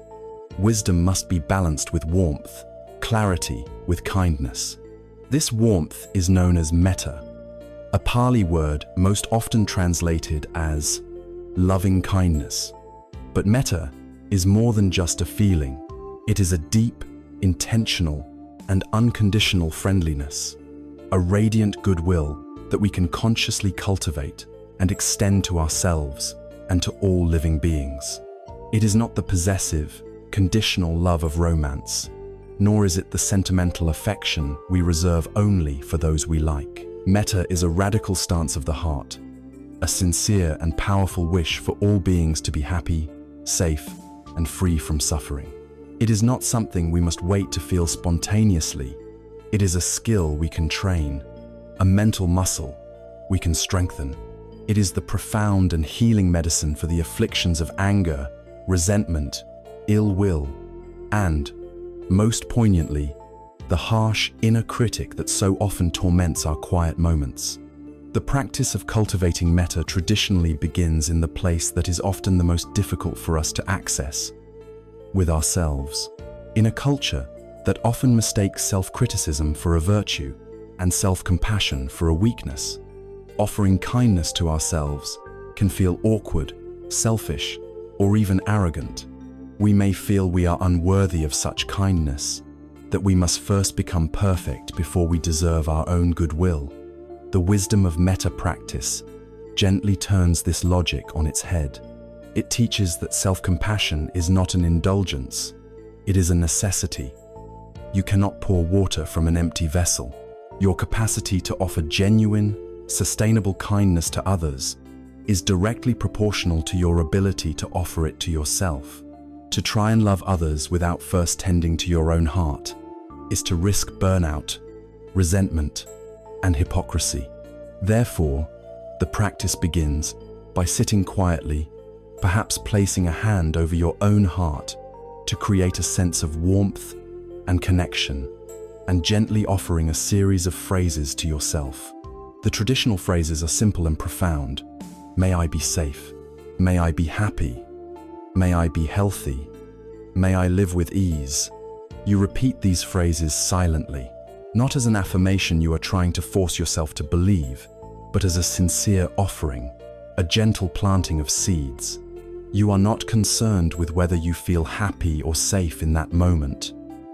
You are simply cultivating the wish to be so. You are offering yourself the same basic kindness you would so readily offer to a dear friend who was struggling. This is a radical act of making peace with yourself, just as you are. Once you have spent some time offering this kindness to yourself, creating a stable base of warmth, you begin to expand the circle. First, you bring to mind a benefactor, someone for whom it is very easy to feel gratitude and warmth. This could be a close friend, a family member, a mentor, or even a pet. It is someone whose kindness has touched your life. You hold their image in your mind, and you extend the very same phrases to them. May you be safe. May you be happy. May you be healthy. May you live with ease.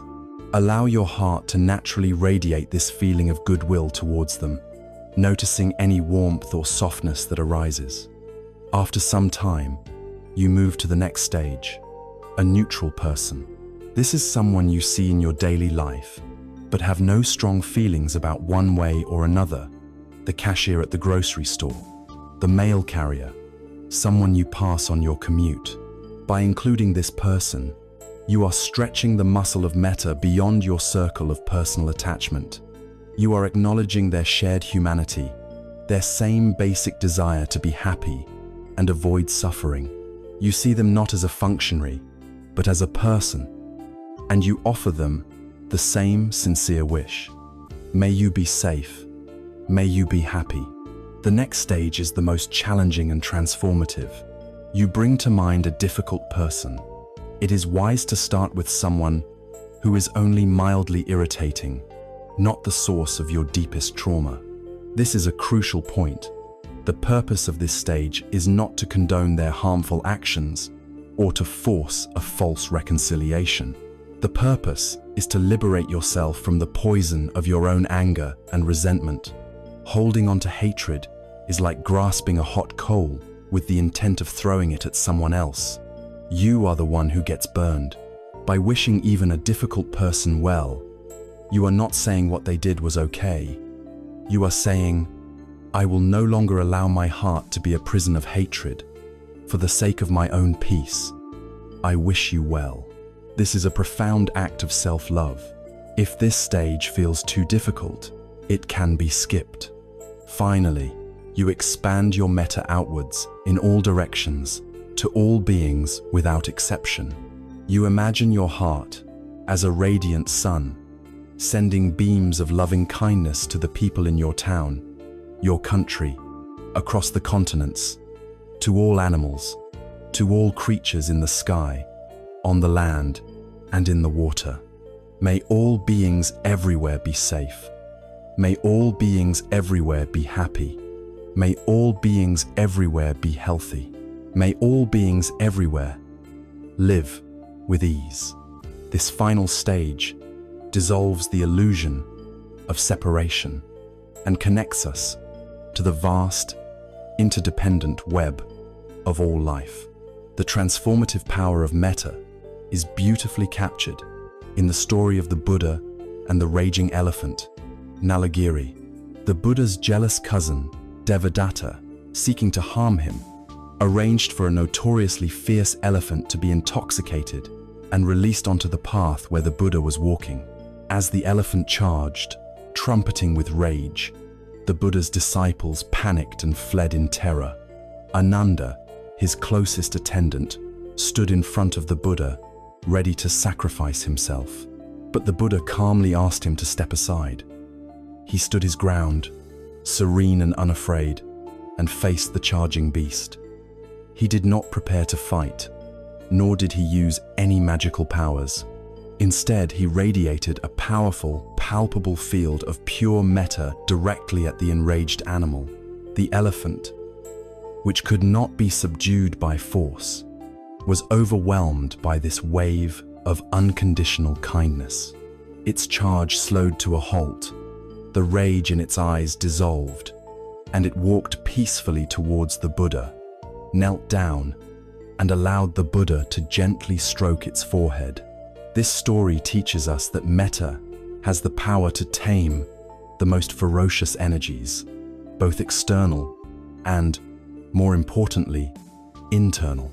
Our own anger, our fear, our relentless self-criticism, these are the raging elephants within our own minds. We cannot defeat them with force. We can only tame them with the radical and disarming power of unconditional friendliness. This practice is a potent medicine for the restless, sleepless mind. At night, when you are lying in the dark, caught in a struggle with your own thoughts and body, you can change the inner narrative from one of battle to one of care. Instead of fighting the anxiety, you can offer metta to yourself. You can silently repeat, "May this tired body be at ease. May this anxious mind find peace. May I be safe and held in kindness." You can extend this metta to the very feelings you are trying to push away. May this feeling of anxiety be held in kindness. May this frustration be at ease. This changes everything. You are no longer at war with your own experience.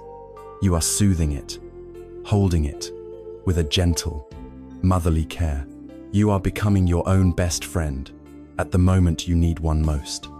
This practice of metta, of cultivating a warm and unconditional friendliness, softens the soil of our hearts.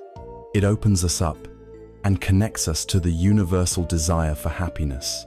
As this warmth grows, our hearts become more sensitive not only to the wish for happiness, but also to the reality of suffering, both our own and that of others. This sensitive, trembling response of the open heart when it encounters pain is the gateway to the next great quality we must cultivate: karuna, or compassion. Having planted the beautiful flower of metta, of unconditional friendliness, in the garden of our mind, we have learned to cultivate a baseline of warmth and goodwill. We have tended to the soil, creating a heart that is open and receptive. But a garden is not only for sunny days. It must also endure the rain, the wind, and the inevitable storms. In our inner life, these storms are the moments of pain, sorrow, and suffering. The quality of heart that knows how to meet this suffering with grace, courage, and a desire to help is called karuna, or compassion. If metta is the sincere wish for all beings to be happy, Karuna is its essential partner, the sincere wish for all beings to be free from suffering. It is not pity, which looks down from above. It is not overwhelming grief, which drowns alongside the one who is struggling. Compassion is the heart's tremor in the face of pain. It is the courageous act of feeling with another, of allowing their suffering to touch us. And from that place of shared vulnerability, generating the heartfelt aspiration to alleviate their pain. It is metta in action. When confronted with dukkha, it is the most powerful force for healing in the universe, and its practice begins, as always, within the landscape of our own heart. Before we learn to cultivate compassion, we must understand what can block its path. In Buddhist psychology, every wholesome quality has a far enemy, its obvious opposite, and a near enemy, an imposter state that looks like the quality, but is actually a subtle corruption of it. The far enemy of compassion is obvious. It is cruelty, hatred, and the desire to cause harm. But its near enemy is far more deceptive and common. The near enemy of compassion is pity. On the surface, pity can look like a caring response. We see someone suffering, and we think, "Oh, that poor person. How terrible for them. I am so glad that isn't me." This response, while seemingly sympathetic, is rooted in a sense of separation and superiority. The feeling of "I am okay, and you are not" creates a distance between us. It reinforces the ego's sense of being safe and separate from the suffering other. True compassion, karuna, works in the opposite way. Its foundation is the recognition of our shared humanity. The compassionate response is not, "How terrible for you," but rather, "This is suffering. I know this feeling." This is part of our shared human journey. It closes the distance. It recognizes that the boundary between my suffering and your suffering is porous and ultimately illusory. Pity says, "You are weak." Compassion says, "This is difficult." Pity drains us because it is based on fear and a desire to keep suffering at a distance. Compassion empowers us because it is based on a courageous and open-hearted connection. The greatest obstacle to cultivating this authentic compassion, however, is often our relationship with our own suffering. For most of our lives, we have been conditioned to react to our own pain with aversion, judgment, or suppression. When we fail, when we feel inadequate, when we are hurting, the voice of the inner critic almost immediately takes over. This harsh inner voice is a relentless tormentor, a voice we have mistaken for a motivator.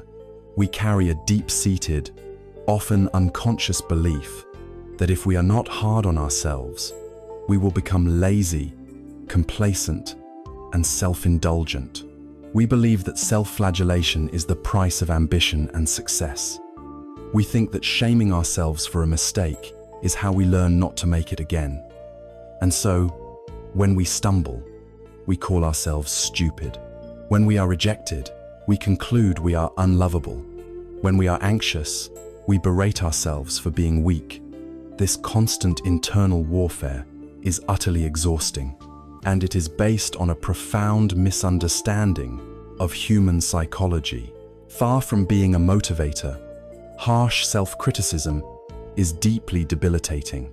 When you attack yourself, you activate your body's threat defense system, the same system that gets triggered when you are being chased by a predator. Your brain is flooded with cortisol and adrenaline. Your thinking becomes narrow and rigid, focused on survival. This is the absolute worst state for learning, for creativity, for problem solving, and for healing. You cannot shame yourself into becoming a better person. You can only love yourself into wholeness. The direct antidote to the poison of the inner critic is the practice of self-compassion. This is perhaps the most crucial and life-changing skill we can develop on the spiritual path. It is the practice of learning to treat ourselves with the same kindness, care, and understanding that we would instinctively offer to a dear friend who was suffering. The pioneering researcher Dr. Kristin Neff has identified 3 core components of self-compassion that make the practice clear and accessible. The first is self-kindness versus self-judgment. This is the active choice to be warm and understanding toward ourselves when we are having a hard time, rather than punishing ourselves with criticism. It is a gentle and supportive inner dialogue. The second component is a sense of common humanity versus isolation. This involves recognizing that suffering and personal failure are an inescapable part of the shared human experience. When we fail or feel inadequate, our first instinct is often to feel isolated, as if we are the only one who messes up this badly. Self-compassion allows us to remember that imperfection is universal. To be human is to be vulnerable and flawed. This recognition that we are not alone in our struggles breaks the painful spell of isolation. The third component is mindfulness versus over-identification. This is the ability to hold our painful thoughts and feelings in balanced awareness, rather than getting swept away by them. It is seeing the situation clearly, without exaggerating the drama or suppressing the pain. It is the calm, observant sky that we have already practiced cultivating. We can actively cultivate these qualities through a simple, powerful exercise called the self-compassion break, which can be done anytime, anywhere you are experiencing a moment of difficulty. First, you mindfully acknowledge your pain. You can say to yourself, "This is a moment of suffering." This simple recognition is an act of mindfulness, turning on the light of awareness. It validates your experience without amplifying it. Next, you connect with the sense of common humanity. You might say to yourself, "Suffering is a part of life. Other people feel this way too. I am not alone." This phrase immediately begins to dissolve the feeling of isolation. Finally, you offer yourself kindness. The most powerful way to do this is often through a physical gesture of warmth, such as placing one or both hands over your heart. Feel the warmth and gentle pressure of your own hands. This simple physical act can be profoundly soothing, activating the body's caregiving system. Then, you can offer yourself some words of kindness. You might ask yourself, "What do I need to hear right now?" Perhaps it is, "May I be kind to myself in this moment. May I accept myself just as I am. May I give myself the compassion that I need." You are not trying to fix the problem or make the pain go away. You are simply changing your relationship to the pain. You are meeting your own suffering with presence, connection, and warmth, instead of judgment and resistance. This is how you become your own strongest ally. The boundless potential of the compassionate heart is embodied in the figure of Avalokiteshvara, the Bodhisattva of compassion. In the Mahayana tradition of Buddhism, a bodhisattva is a great being who, motivated by immense compassion, forgoes their own final enlightenment in order to remain in the world and help all beings end their suffering. The story is told that Avalokiteshvara had practiced for eons and was on the very threshold of entering the perfect peace of nirvana. But as he paused, he looked back over the world and heard the unending cries of suffering from countless beings in all realms of existence. He heard the cries of the lonely, the sick, the fearful, and the oppressed. His heart was so moved, so shattered by this sound, that he made a great and powerful vow. "I will not enter final peace," he declared, "until every single living being has been liberated from their suffering." The sheer force of this impossible vow, this immeasurable compassion, caused his body to shatter into 1,000 pieces. But from this shattering, he was miraculously reformed. now with 1,000 arms, and in the palm of each hand was an eye. This image is a profound metaphor. The compassionate heart does not close down or break apart in the face of suffering. It breaks open. Its capacity to see, to feel, and to help grows in direct proportion to its willingness to connect with pain. The 1,000 arms represent the skillful and endless ways that compassion can reach out to serve the world. The 1,000 eyes represent the wisdom that must guide that compassionate action. This practice of compassion, nurtured first for ourselves and then extended outwards, is what gives our spiritual life its meaning and purpose. It transforms our inner peace from a private sanctuary into a beneficial presence in the world. True compassion is not a passive, sentimental feeling.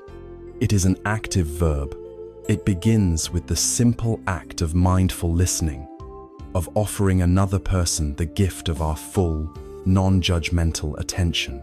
It manifests in small, everyday acts of kindness: a supportive word, a helping hand, a forgiving attitude. It gives us the courage to stand up against injustice, not from a place of reactive anger, but from a place of deep and unwavering care for the well-being of all. It is the force that motivates us to use our own experiences of suffering as a source of empathy, allowing us to connect with others on a profoundly human level. As our hearts learn the courageous art of opening to suffering through compassion, we build a profound resilience. We are no longer afraid of pain, our own or others. But there is another kind of experience that can, surprisingly, cause our hearts to contract in suffering: the happiness and success of others. To address this subtle pain of comparison and envy, we must cultivate the next flower in our garden, the radiant and joyful practice of mudita, or sympathetic joy. Having nurtured the heart's capacity for friendliness with metta and its courageous response to pain with karuna, we now turn our attention to another essential quality in the garden of the mind. This is the practice of mudita, a Pali word that translates as sympathetic or altruistic joy. Mudita is the ability to feel genuine, unselfish happiness for the good fortune, success, and well-being of others. It is the opposite of envy, jealousy, and comparison. In a world that often feels like a competitive arena, the deliberate cultivation of mudita is a revolutionary act of inner peace. It is the heart's celebration, the discovery that joy is not a limited resource to be hoarded, but an infinite spring that we can tap into simply by sharing in the happiness of those around us. It is the understanding that another's light does not diminish our own, but only adds to the brightness in the world. This practice is more vital now than perhaps at any other time in human history, because we live in the age of a silent, pervasive epidemic, the epidemic of comparison. Our digital lives, particularly on social media platforms, function as powerful comparison engines. We carry devices in our pockets that present us with a constant, curated stream of the highlight reels of other people's lives. We see the perfectly filtered vacation photos, the celebratory announcements of new jobs and promotions, the blissful images of romantic partnerships and happy families, the stunning renovations of beautiful homes. We are voluntarily subjecting ourselves to an endless parade of everyone else's peak moments, while we are consciously aware that this is not the full picture of their lives. On a deeper, emotional level, this constant exposure relentlessly triggers our innate human tendency to compare and measure ourselves. This curated reality creates a false consensus, a nagging feeling that everyone else has it figured out, that their lives are more exciting, more successful, and more joyful than our own. This comparison is a profound source of dukkha. It breeds feelings of inadequacy, loneliness, and a persistent sense that our own life, in all its ordinary, unfiltered reality is somehow lacking.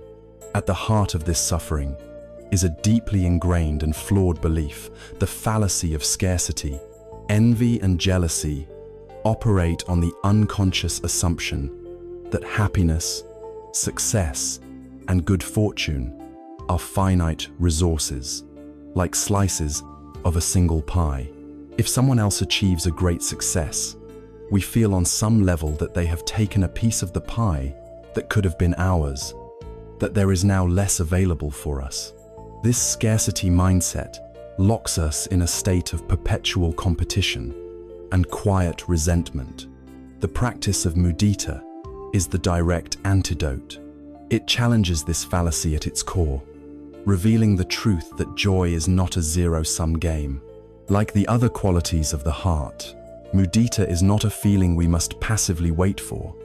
It is a skill that can be consciously trained. The practice begins, as always, in a manageable way. Start with someone you love, someone whose happiness is deeply connected to your own. Think of a dear friend, a sibling, or a child. Bring to mind a recent success or moment of joy they experienced. Perhaps they received a promotion they had worked hard for, or simply enjoyed a beautiful, sunny day. As you hold their image and their good fortune in your mind, consciously tune into the feeling of happiness for them. Let yourself smile. Feel any warmth or lightness that arises in your own body. You can silently offer them phrases of sympathetic joy. I am so happy for you. May your joy and success continue. May your happiness be a source of strength for you. By starting with someone close, you are strengthening the mudita muscle in its easiest range of motion. Once you feel comfortable here, you can begin to stretch this capacity. Bring to mind an acquaintance or a colleague. Perhaps you hear that they have won an award or have gone on a wonderful trip. Notice your first, habitual reaction. Is there a small, subtle pang of envy? A thought of why them and not me? Acknowledge this feeling with mindfulness, without judgment. Ah, there is envy. Then, consciously shift your perspective. Remind yourself that this person, like you, wishes to be happy. Reflect on the hard work they may have put in, or simply on the unpredictable nature of fortune. Then, see if you can generate a small, genuine wish for their well-being. It is wonderful that you are experiencing this happiness. May it continue for you. You may not feel a great rush of joy, and that is perfectly fine. The practice is in the sincere intention. The most advanced and liberating stage of mudita practice is to extend it towards someone you perceive as a rival, or whose success has been a source of pain or envy for you. This is deeply challenging work and should be approached with great care. The goal here is not to force yourself to feel happy about a situation that may have been painful for you. The goal is self-liberation. Recognize that holding on to bitterness, envy, and resentment towards another person's success harms only one person, you. It is a poison you mix for another, but drink yourself. It narrows your world and corrodes your own peace of mind. The practice, then, is an act of supreme self-care.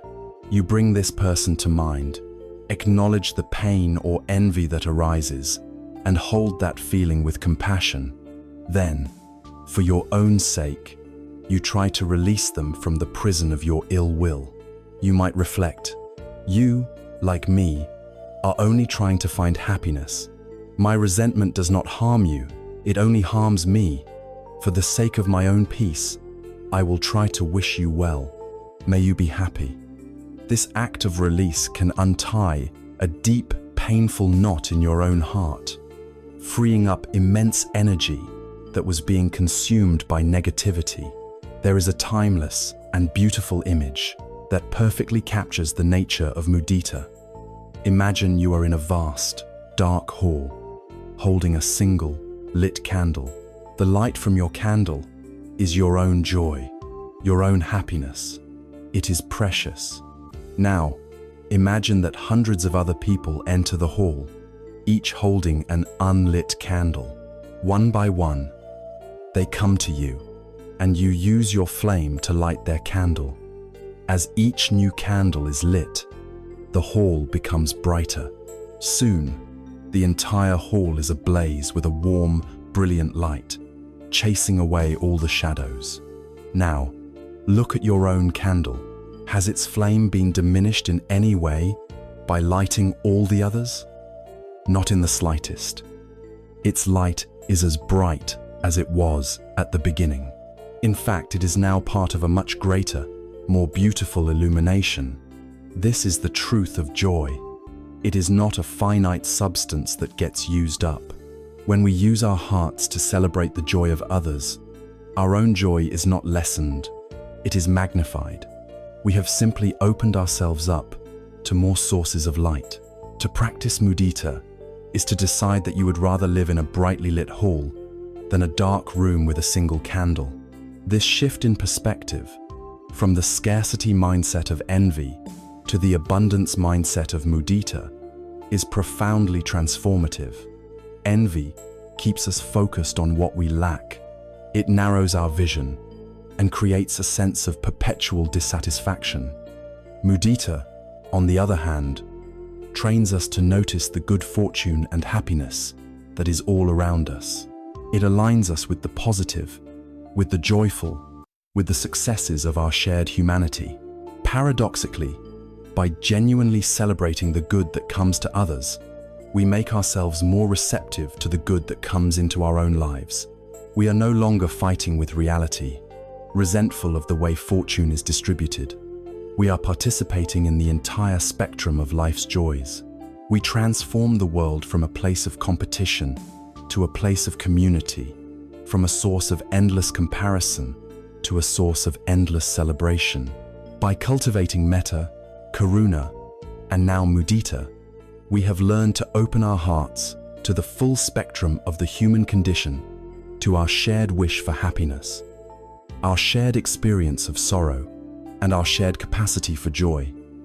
We have developed a profound warmth and connection. Yet, to navigate the unpredictable winds of life, which bring praise and blame, gain and loss, we need one final quality. We need a stabilizer for the heart, a deep inner balance that allows us to hold all of these experiences without being thrown off course.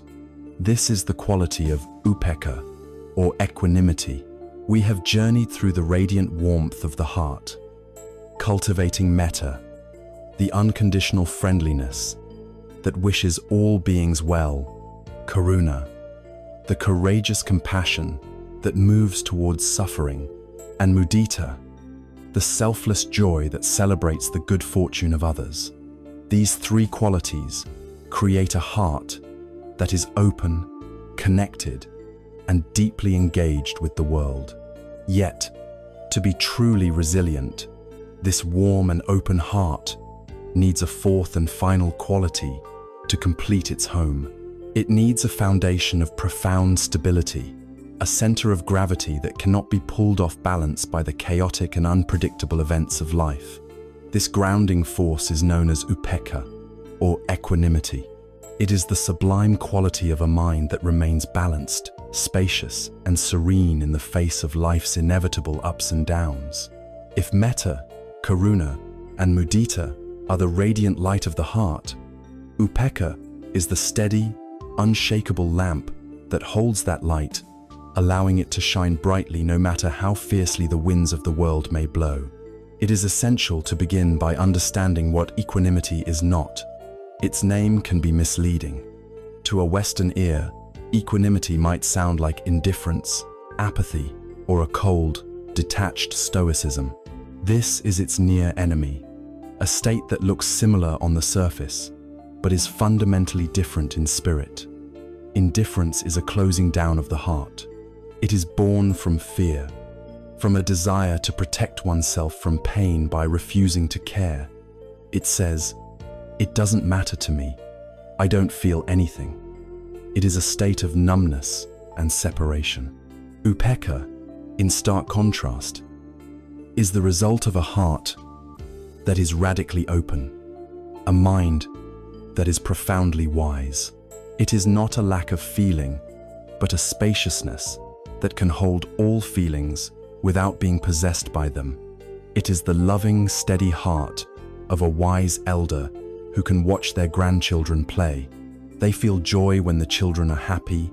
They feel concern when a child falls, but they don't rush in to solve every small problem or get swept up in every minor squabble. They maintain a broader perspective, born of love and the wisdom that understands that struggle and joy are both part of learning and growing. Equanimity is not indifference. It is an immense, unwavering, and wise tenderness. It is the union of a caring heart and a seeing mind. The wisdom that gives rise to equanimity is a deep, experiential understanding of the truths we have already explored. It is rooted in the clear seeing of anicca, impermanence. The equanimous mind knows that all states are temporary. Pleasure will pass, and so will pain. Success will fade, and so will failure. Praise will be forgotten, and so will blame. By not clinging to the pleasant and not pushing away the unpleasant, the mind remains free. Equanimity is also rooted in a deep understanding of cause and effect, of the intricate, interdependent nature of reality. It recognizes that we cannot control every outcome. We can control our intentions and our actions, but the results of those actions are subject to countless other conditions beyond our command.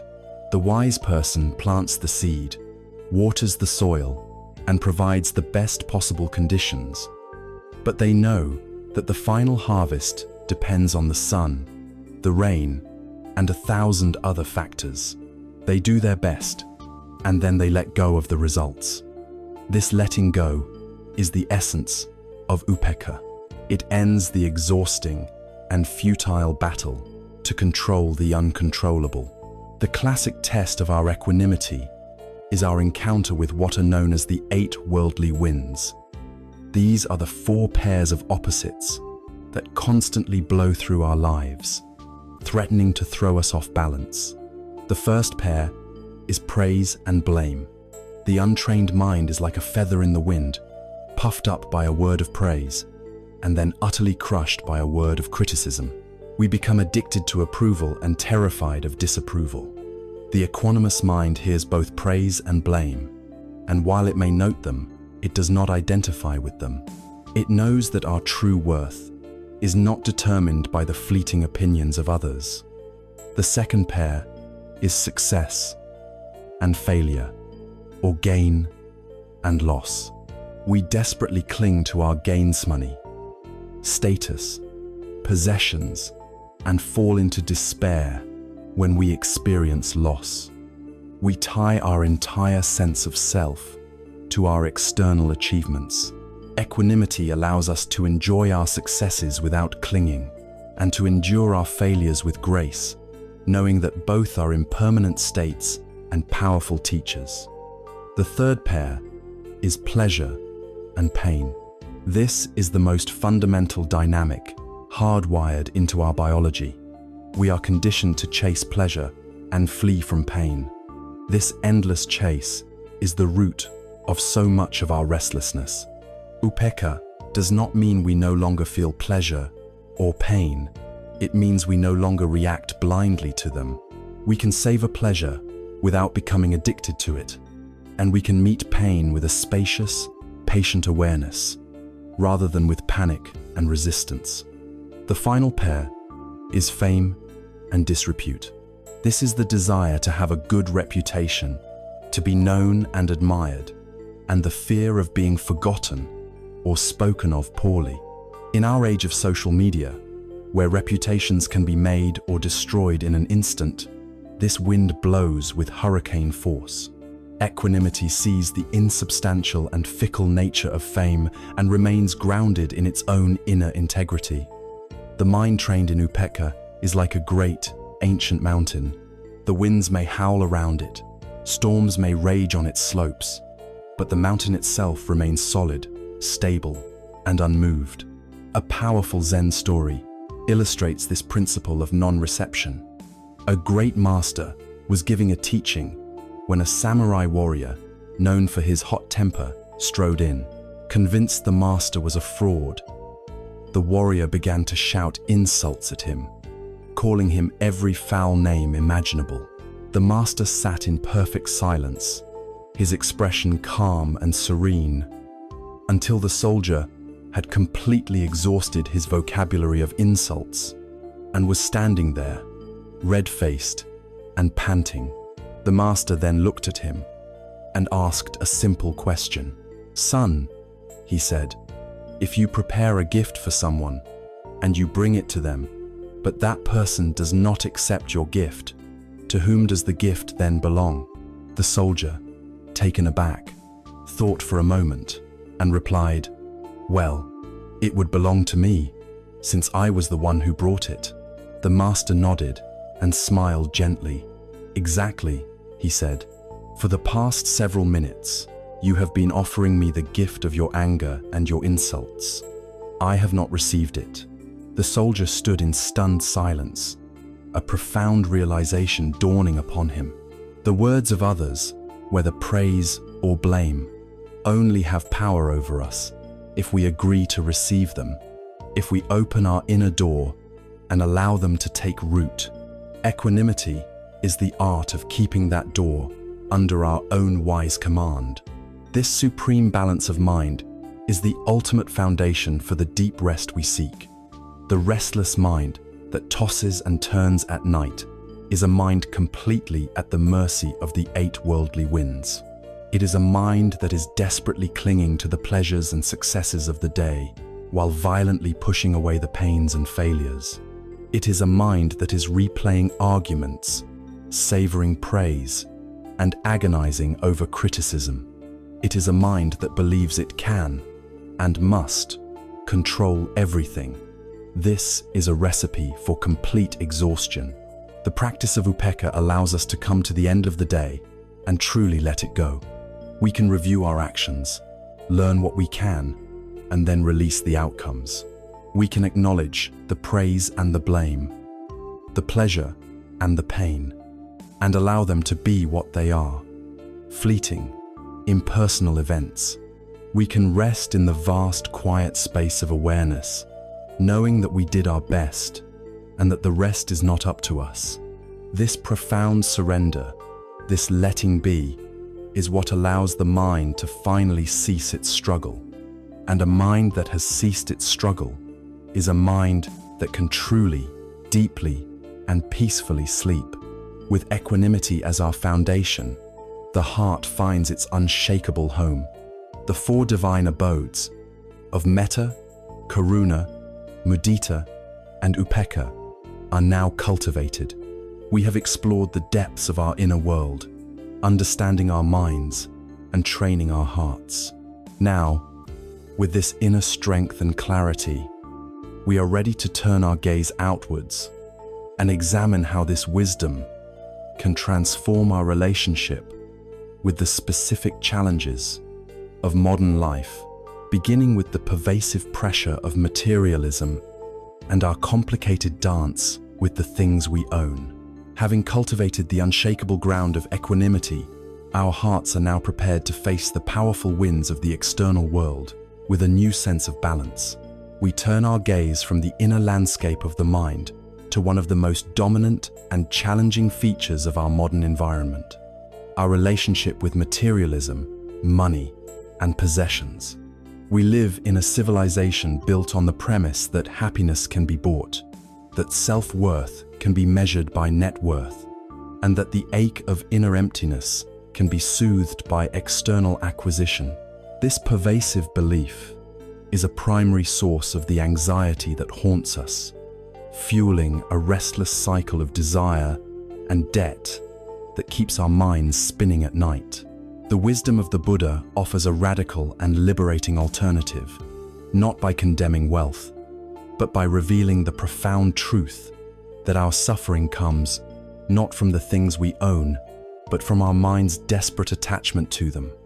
The path to true wealth lies not in accumulating more, but in wanting less. The central mechanism that drives our consumer culture is a phenomenon that modern psychologists call the hedonic treadmill. It is a perfect description of the Buddhist concept of tanha playing out in the marketplace. The process is deeply familiar. We feel a sense of lack or dissatisfaction. Our dukkha, an advertisement or a social media post, then presents us with a promise, a potential cure for this unease. A new phone, a fashionable item of clothing, a luxury car. The object becomes the focus of our craving. We believe that acquiring this thing will finally make us happy, complete, and admired. After a period of wanting and striving, we finally make the purchase. For a short time, we experience a jolt of pleasure and satisfaction, but inevitably, this feeling fades. The novelty wears off, the excitement wanes, and our baseline level of happiness returns to where it was before. The object that promised lasting fulfillment has become just another ordinary thing, and the underlying feeling of dissatisfaction, the dukkha, soon returns. The mind, remembering the temporary pleasure of the last acquisition, immediately begins to scan the horizon for the next thing to desire. We are back on the treadmill, running endlessly in pursuit of a lasting happiness that material possessions, by their very nature, can never deliver. This cycle is the very engine of a sleepless mind, a mind that lies awake, calculating how to get more, worrying about losing what it has, and comparing its own possessions to the seemingly greater possessions of others. The Buddhist path offers a way to step off this exhausting treadmill, not by demanding a vow of poverty, but by redefining the very meaning of wealth. It distinguishes between the fleeting riches of the world and the enduring richness of a peaceful heart. The alternative to the hedonic treadmill is the practice of contentment, known in Pali as santuti. Contentment is the radical and deeply countercultural act of looking at one's life and deciding, this is enough. It is not a state of passive resignation, but an active and joyful appreciation for what is already present. This practice is cultivated most powerfully through gratitude. The seeking mind is trained to constantly scan the environment for what is missing, what is lacking, what needs to be acquired. The grateful mind is trained to do the opposite. It consciously looks for and acknowledges the blessings that are already here. This can be practiced in a simple, formal way. At the end of each day, take a few moments to mentally list 3 or 4 things for which you are genuinely grateful. They do not have to be grand. Perhaps it is the comfort and warmth of your bed, a kind word from a colleague, the taste of a fresh piece of fruit, or the simple fact of your own breathing body. By consciously focusing on what you have, you begin to rewire your brain, shifting its default from a mindset of scarcity to a mindset of abundance.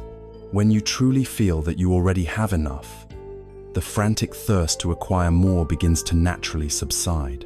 This contentment is the source of a profound security that no bank account can ever provide. It lessens the financial pressure to work in jobs we dislike, and it frees up immense mental energy that was previously consumed by wanting, comparing, and worrying. A timeless story illustrates this different kind of wealth. A powerful and immensely rich king who possessed vast palaces and storehouses overflowing with treasure heard tales of a wise hermit who lived in the forest and was said to be perfectly happy. Troubled by his own inner restlessness, despite his great wealth, the king decided to visit the hermit. He found the sage sitting peacefully outside a simple, tiny hut made of mud and leaves. The king looked around at the meager surroundings and asked, "Venerable sir, I see you are a respected sage, but how can you live like this?" Where is all of your furniture? Where are your possessions? The sage smiled gently at the king and asked a question in return. Your Majesty, you are a great king, but you are a traveler here, in my forest. Where are all of your possessions? The king gestured back down the path and replied, Well, they are back at my palace, of course. The hermit's smile widened. In this, he said, we are very much alike. You have what you need where you are, and I have what I need where I am. The only difference is that my needs are far simpler. You are still seeking more treasures to fill your palaces, more things to make you feel secure. I have discovered that I already have everything I need right here. Now, tell me, Your Majesty, who is the truly wealthy one? This does not mean that we must all renounce our possessions and live in a hut to find peace. The path taught by the Buddha is a middle way. The goal is not to eliminate possessions, but to eliminate our clinging to them. It is about learning to use things without being used by them. We can appreciate beauty, enjoy comfort, and use money as a skillful tool to provide for our own well-being and to be generous to others. The practice lies in watching our own minds. When you see an object you desire, can you simply notice the feeling of wanting as a thought, as a sensation in the body, without immediately believing its promise of happiness?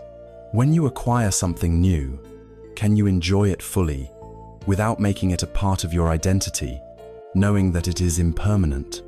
When a possession breaks or is lost, can you meet that loss with a sense of equanimity, understanding that nothing is truly ours to begin with, that we are merely temporary custodians?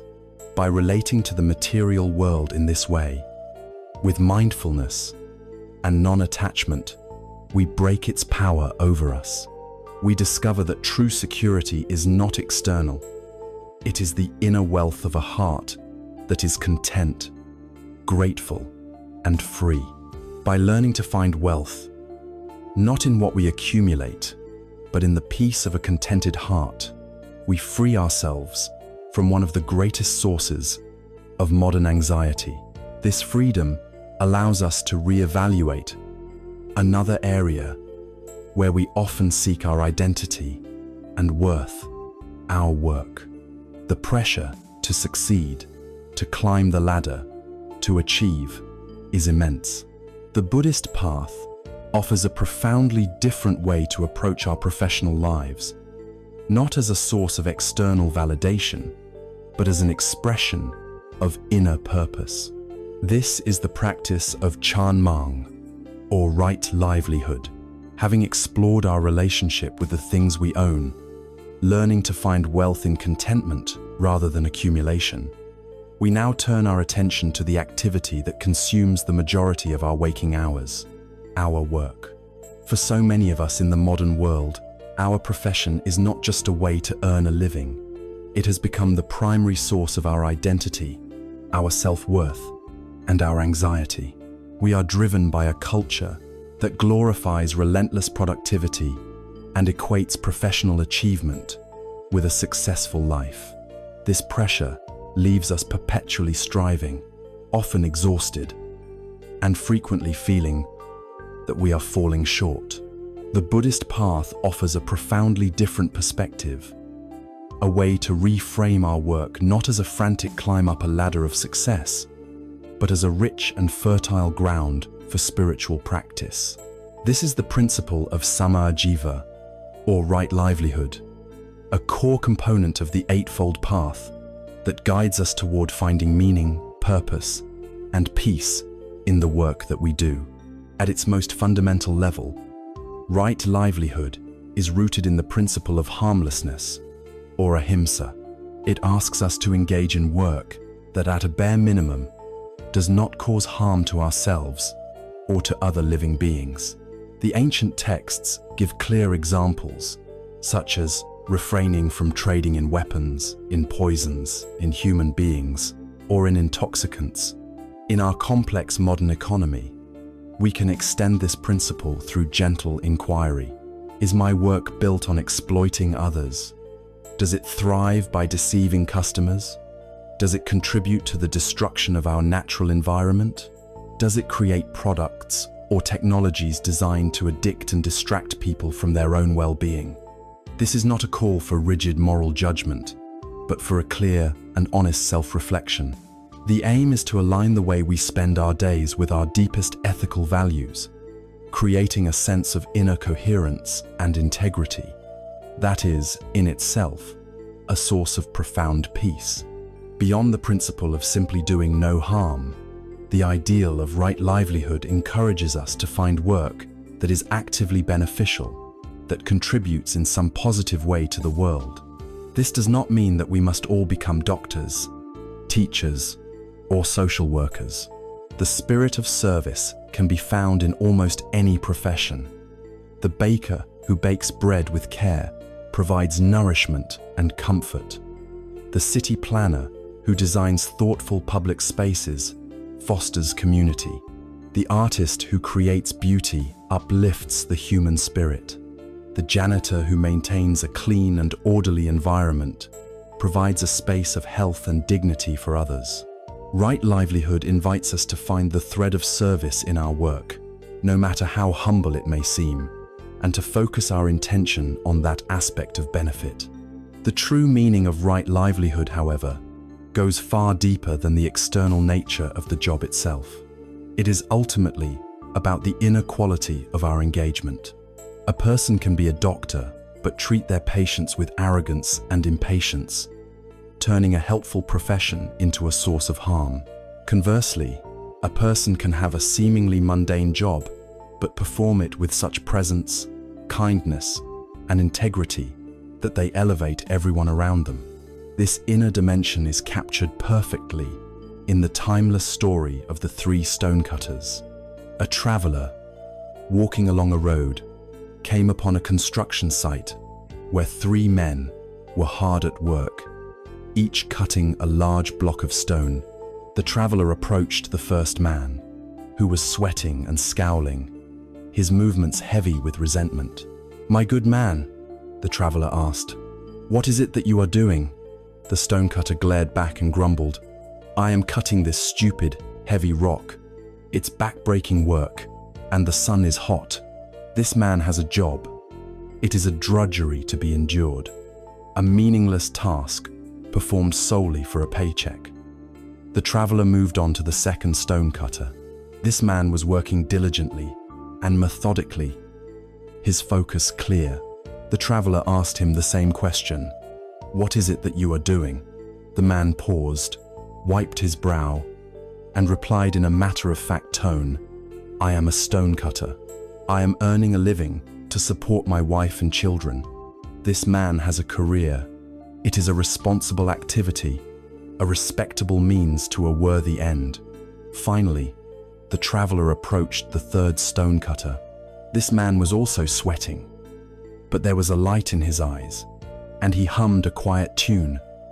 As he worked, there was a grace and a joy in his movements. The traveler asked him, for the third time, "And what is it that you are doing?"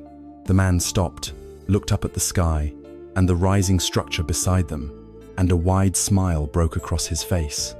"I," he said, "am building a cathedral." All three men were performing the exact same task, but their inner experience, their entire world, was completely different.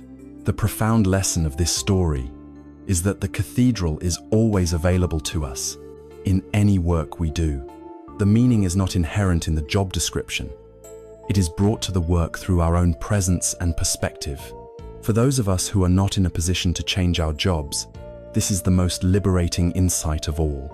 We can learn to find the cathedral right where we are. The primary tool for this is mindfulness. When you bring your full, non-judgmental attention to the task at hand, whether it is writing a report, driving a truck, or stocking a shelf, you transform it. It is no longer a means to get to the next moment. It becomes your entire reality. This focused presence reduces stress, improves the quality of your work, and infuses even the most repetitive task with a sense of dignity. We can also actively look for the aspect of our work that is a service, that contributes to the cathedral. And crucially, we can practice detaching our sense of self from the outcomes of our work. This connects directly to the wisdom of equanimity and no self. Do your work with the utmost care, skill, and integrity you can muster, and then let go of the results.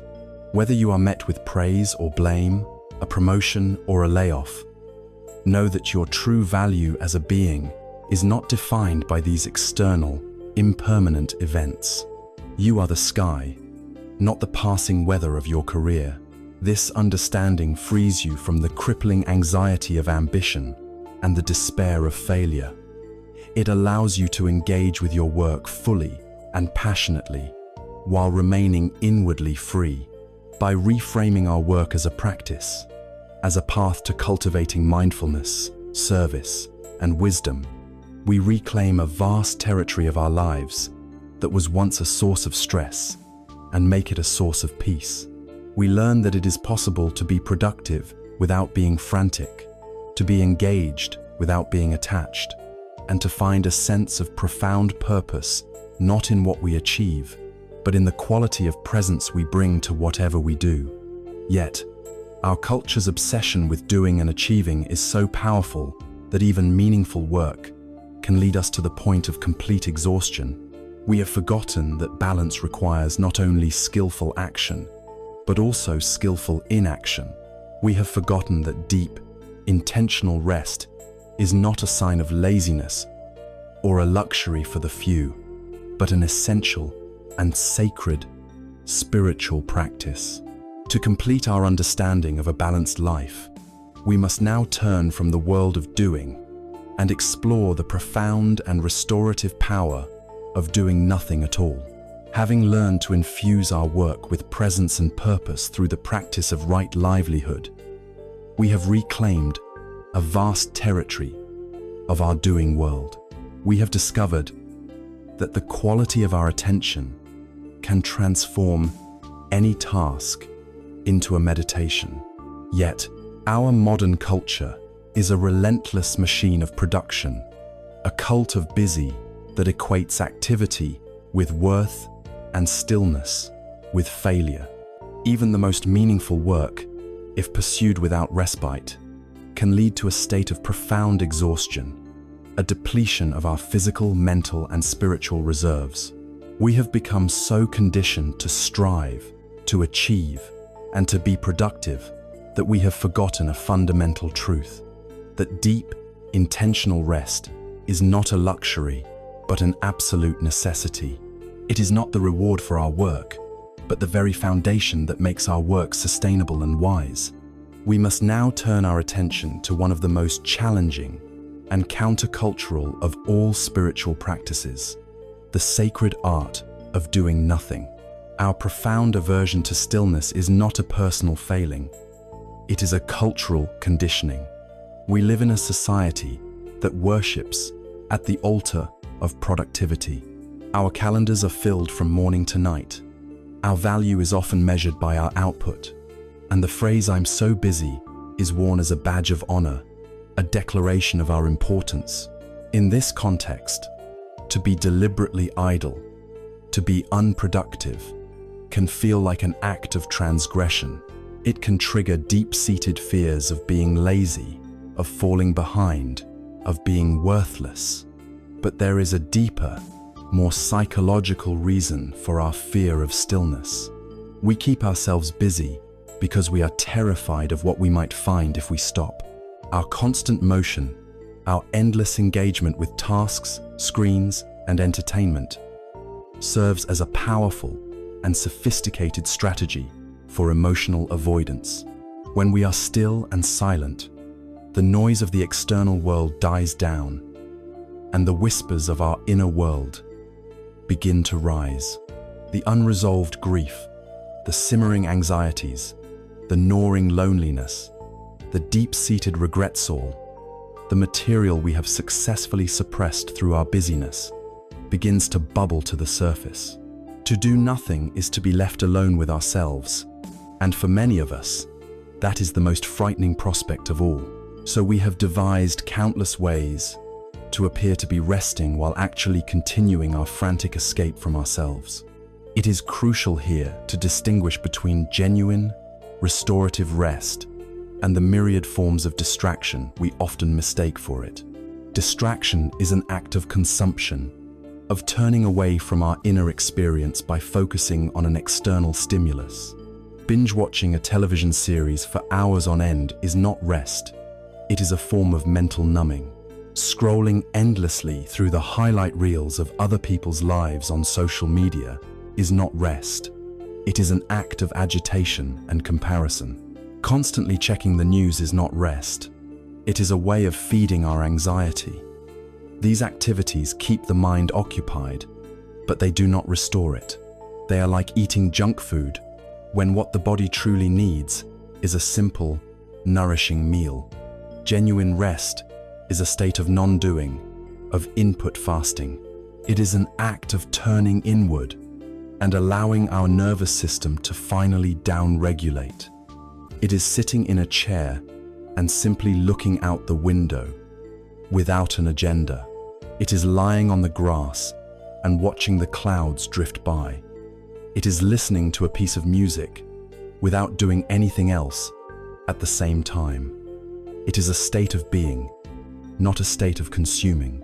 This is the kind of rest that heals the mind, that restores our energy at a cellular level, and that allows for true insight to arise. There is a classic teaching image that perfectly illuminates the power of this practice. Imagine someone hands you a glass of water that has been scooped from a muddy pond. The water is cloudy and opaque, filled with silt, dirt, and sediment. Your task is to make the water clear.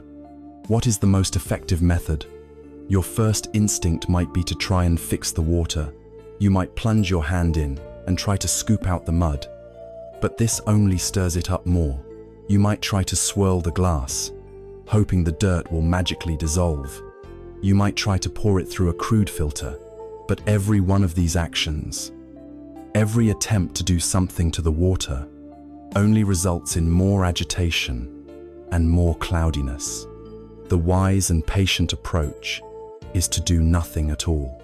You simply place the glass on a stable surface and you let it be. You allow it to be still, and then, through the inexorable and natural law of gravity, something miraculous happens. The heavier particles of mud and silt slowly, effortlessly begin to settle. Over time, they drift to the bottom of the glass, forming a layer of sediment, and the water above becomes perfectly clear and drinkable. This clarity did not come from your effort, your struggle, or your striving. It came from your willingness to stop doing and to allow nature to take its course.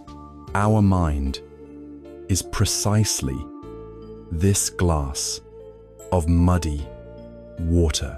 Our constant thinking, planning, worrying, and analyzing is the endless stirring that keeps our consciousness cloudy and confused. The practice of doing nothing, of sacred idleness, is the act of setting the glass down. It is the practice of trusting that if we can just be still, our own inner mud will naturally settle, revealing the brilliant, innate clarity of our awareness.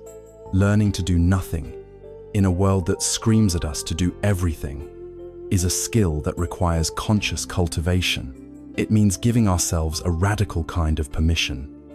One of the most effective ways to begin is to literally schedule nothing into your calendar. Block out an hour, or even just 30 minutes, and label it rest or being time.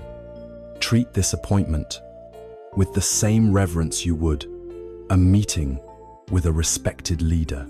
This act of scheduling gives legitimacy to rest and protects it from the encroachment of other tasks. On a larger scale, you can practice the art of the mindful lazy day, a modern, secular Sabbath. This is a day, or perhaps a morning or afternoon, where you consciously release yourself from all goals and obligations. You put away the to-do list. You wake up not with a plan, but with a question. What does my being truly need right now? The answer might be to read a book, not to finish it, but just to enjoy a few pages. It might be to take a slow, meandering walk without a destination. It might be to sit with a cup of tea and do nothing else. It might be to take a nap. During this time, it is essential to engage in a digital detox. Our phones are the primary engines of agitation in our lives. True silence and stillness require us to unplug from the constant stream of external input they provide. At first, this practice will likely feel deeply uncomfortable. The mind, conditioned for constant stimulation, will protest. It will feel bored, restless, and agitated. The urge to check your email, to tidy something up, to just be productive, will feel immensely powerful. This is the critical moment of the practice. Your task is to meet this inner restlessness with the same mindful, compassionate awareness we have been developing. You can note to yourself, here is the feeling of boredom. Here is the urge to do something. You simply sit with that energy, holding it in a spacious awareness, without needing to act on it. This is the mud beginning to settle. It is in this uncomfortable space that the deepest healing occurs. When we have the courage to stay with this stillness, something remarkable begins to happen. After the initial waves of restlessness subside, a deeper state emerges. The constant background noise of the mind fades, and a profound silence makes itself known. This silence is not empty. It is not a void. It is a fertile, receptive, and intelligent space. It is in this silence that our intuition finally has a chance to be heard. Solutions to problems we have been wrestling with for weeks can appear effortlessly, fully formed. Bursts of creative insight can arise, connecting ideas in new and surprising ways. We reconnect with the quiet, authentic voice of our own heart, remembering what truly matters to us beyond the noise of cultural expectations. Many of the greatest artists, scientists, and mystics throughout history have understood this truth intuitively. They have cherished solitude and silence, knowing that it was the necessary womb for their most profound discoveries and creations. Albert Einstein, Isaac Newton, Henry David Thoreau's were all figures who understood the generative power of a quiet mind. They knew that the rational, problem-solving part of our brain is only one tool, and that a deeper, more holistic intelligence reveals itself only when we are still enough to listen. By mastering the courageous art of doing nothing, by learning to embrace the fertile power of silence, we allow our inner world to settle and our nervous systems to heal. We create the inner space necessary to handle life with wisdom instead of reactivity. It is in this newfound quiet that we can finally, truly meet the most powerful energies that arise within us. The storms of emotion or anger, our fear, our grief that we have been running from our entire lives now, have the space to arise, to be seen, and to be healed. We are now ready to learn how to ride these powerful waves, instead of being drowned by them. In the vast, quiet space that we have cultivated through the art of doing nothing, we create the conditions for our deepest healing. It is in this silence that the material we have long suppressed finally feels safe enough to emerge. The great, powerful energies of our emotional life, the inner weather that we have spent our lives running from, now have the space to arise. For most of us, our relationship with so-called negative emotions are anger, our fear, our grief, our shame has been one of constant struggle. Our culture teaches us that these are problems to be solved, weaknesses to be overcome. We are told to be strong, which often means to suppress our feelings. We are told to think positive, which often means to deny our pain. This creates an adversarial relationship with our own inner world. The Buddhist path offers a revolutionary and far more effective alternative. It teaches that emotions are not enemies to be vanquished. They are vital, intelligent messengers, powerful sources of energy carrying important information about our needs, our values, and our relationship with the world. The goal is not to eliminate our emotions, but to learn to meet them with mindfulness, wisdom, and compassion. It is the art of learning to ride the powerful waves of our inner life, rather than being drowned by them. Our conventional strategies for dealing with difficult emotions typically fall into two categories, both of which are forms of suffering.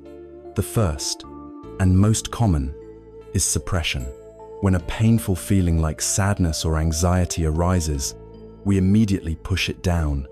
We distract ourselves with work. We numb ourselves with entertainment.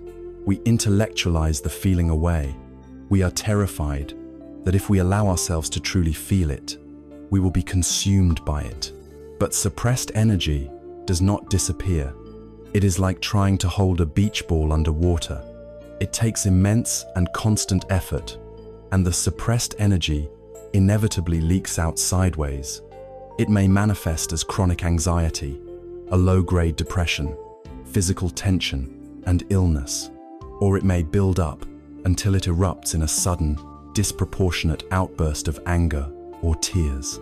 The second strategy is the opposite of suppression. It is over-identification or acting out. This is when we become completely fused with the emotion. We are no longer a person experiencing anger.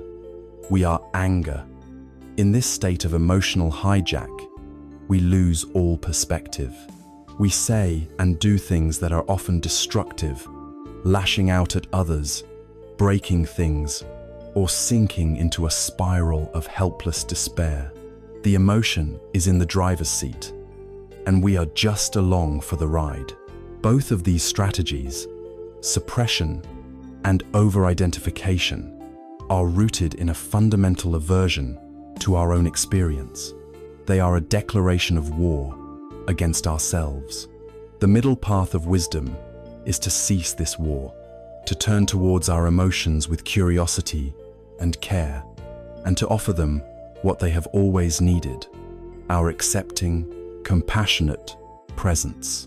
To help us navigate this middle path, the contemporary meditation teacher Tara Brach has synthesized ancient Buddhist teachings into a clear, accessible, and powerful practice known by the acronym RAIN. RAIN is a lifeline, a reliable sequence of steps we can turn to whenever we feel caught in the grip of a difficult emotion. It offers a way to move from reactivity to response, from inner war to inner healing. The 4 steps are: recognize, allow, investigate, and nurture. Let us explore each of these stages in depth. The first step is R, recognize. This is the foundational act of mindfulness, the simple but profound moment of acknowledging what is happening inside us. When a strong emotion arises, we often get swept away by it before we even know what's happening. The practice of recognition is to pause, even for a brief moment, and gently name what is present. Ah, this is anger. Fear is here. This is grief. I am feeling shame. The act of naming is not an intellectual analysis. It is a simple, non-judgmental acknowledgement. It immediately breaks the spell of unconscious reactivity. It creates a sliver of space between our awareness and the emotion itself. It is the crucial difference between being lost in the storm and being the one who recognizes a storm is passing through. This recognition does not make the storm go away, but it changes our relationship to it. We are no longer a helpless victim of the weather. We are the calm meteorologist observing it. This simple act of turning on the light of awareness is the first step toward freedom. The second step, and perhaps the most challenging, is allow. This means letting the emotion be there, just as it is. It is the practice of dropping our inner resistance. For our entire lives, our habit has been to do the opposite. The moment an unpleasant feeling arises, our whole being contracts around it, trying to push it away, fix it, or make it disappear. The step of allowing is a radical act of surrender. It is an inner whisper of yes to our present experience. It is important to understand that allowing does not mean we like the feeling. It does not mean we want more of it. It simply means we are giving up the futile and exhausting war against reality. We are letting the beach ball come to the surface. This step is where we stop creating the secondary suffering. The initial pain of the emotion is the first arrow. Our resistance to it, our judgment of it, our frantic efforts to get rid of it, that is the second arrow we shoot into ourselves. To allow is to decide not to fire that second arrow. It is to give the emotion space to breathe, to exist without our constant interference. You can support this step with your posture, perhaps softening your belly, unclenching your jaw, and with your inner self-talk, saying things like, "This is here right now. Let it be." The third step is investigate. Once we have recognized the emotion and allowed it to be present without resistance, we can bring a gentle, non-judgmental curiosity to it. This is not a hostile interrogation. It is a kind and interested inquiry, as if we were trying to understand a mysterious but important visitor. The most skillful way to investigate is to turn your attention to the body. Where does this emotion live in your physical being? Ask yourself, what are the raw sensations of this feeling? Is it a tightness in my throat, a burning heat in my chest, a hollow ache in my stomach, a trembling in my hands? By focusing on the direct, physical sensations, we move away from the often repetitive and unhelpful stories in our heads and connect with the raw energy of the emotion itself. We can also investigate with curiosity the beliefs that are tied to the feeling. What does this sadness believe about me? What does this anger want me to protect? What is this fear trying to warn me about?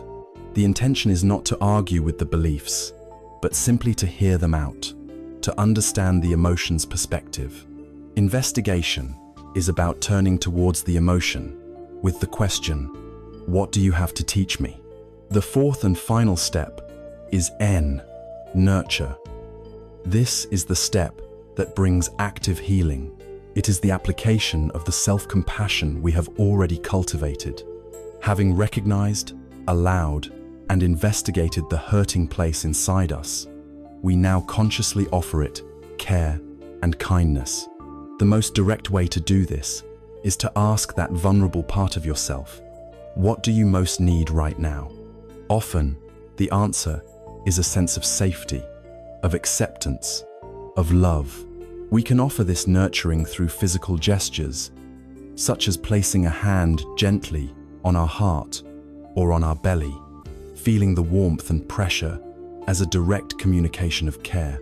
We can also offer it through kind words, spoken silently to ourselves.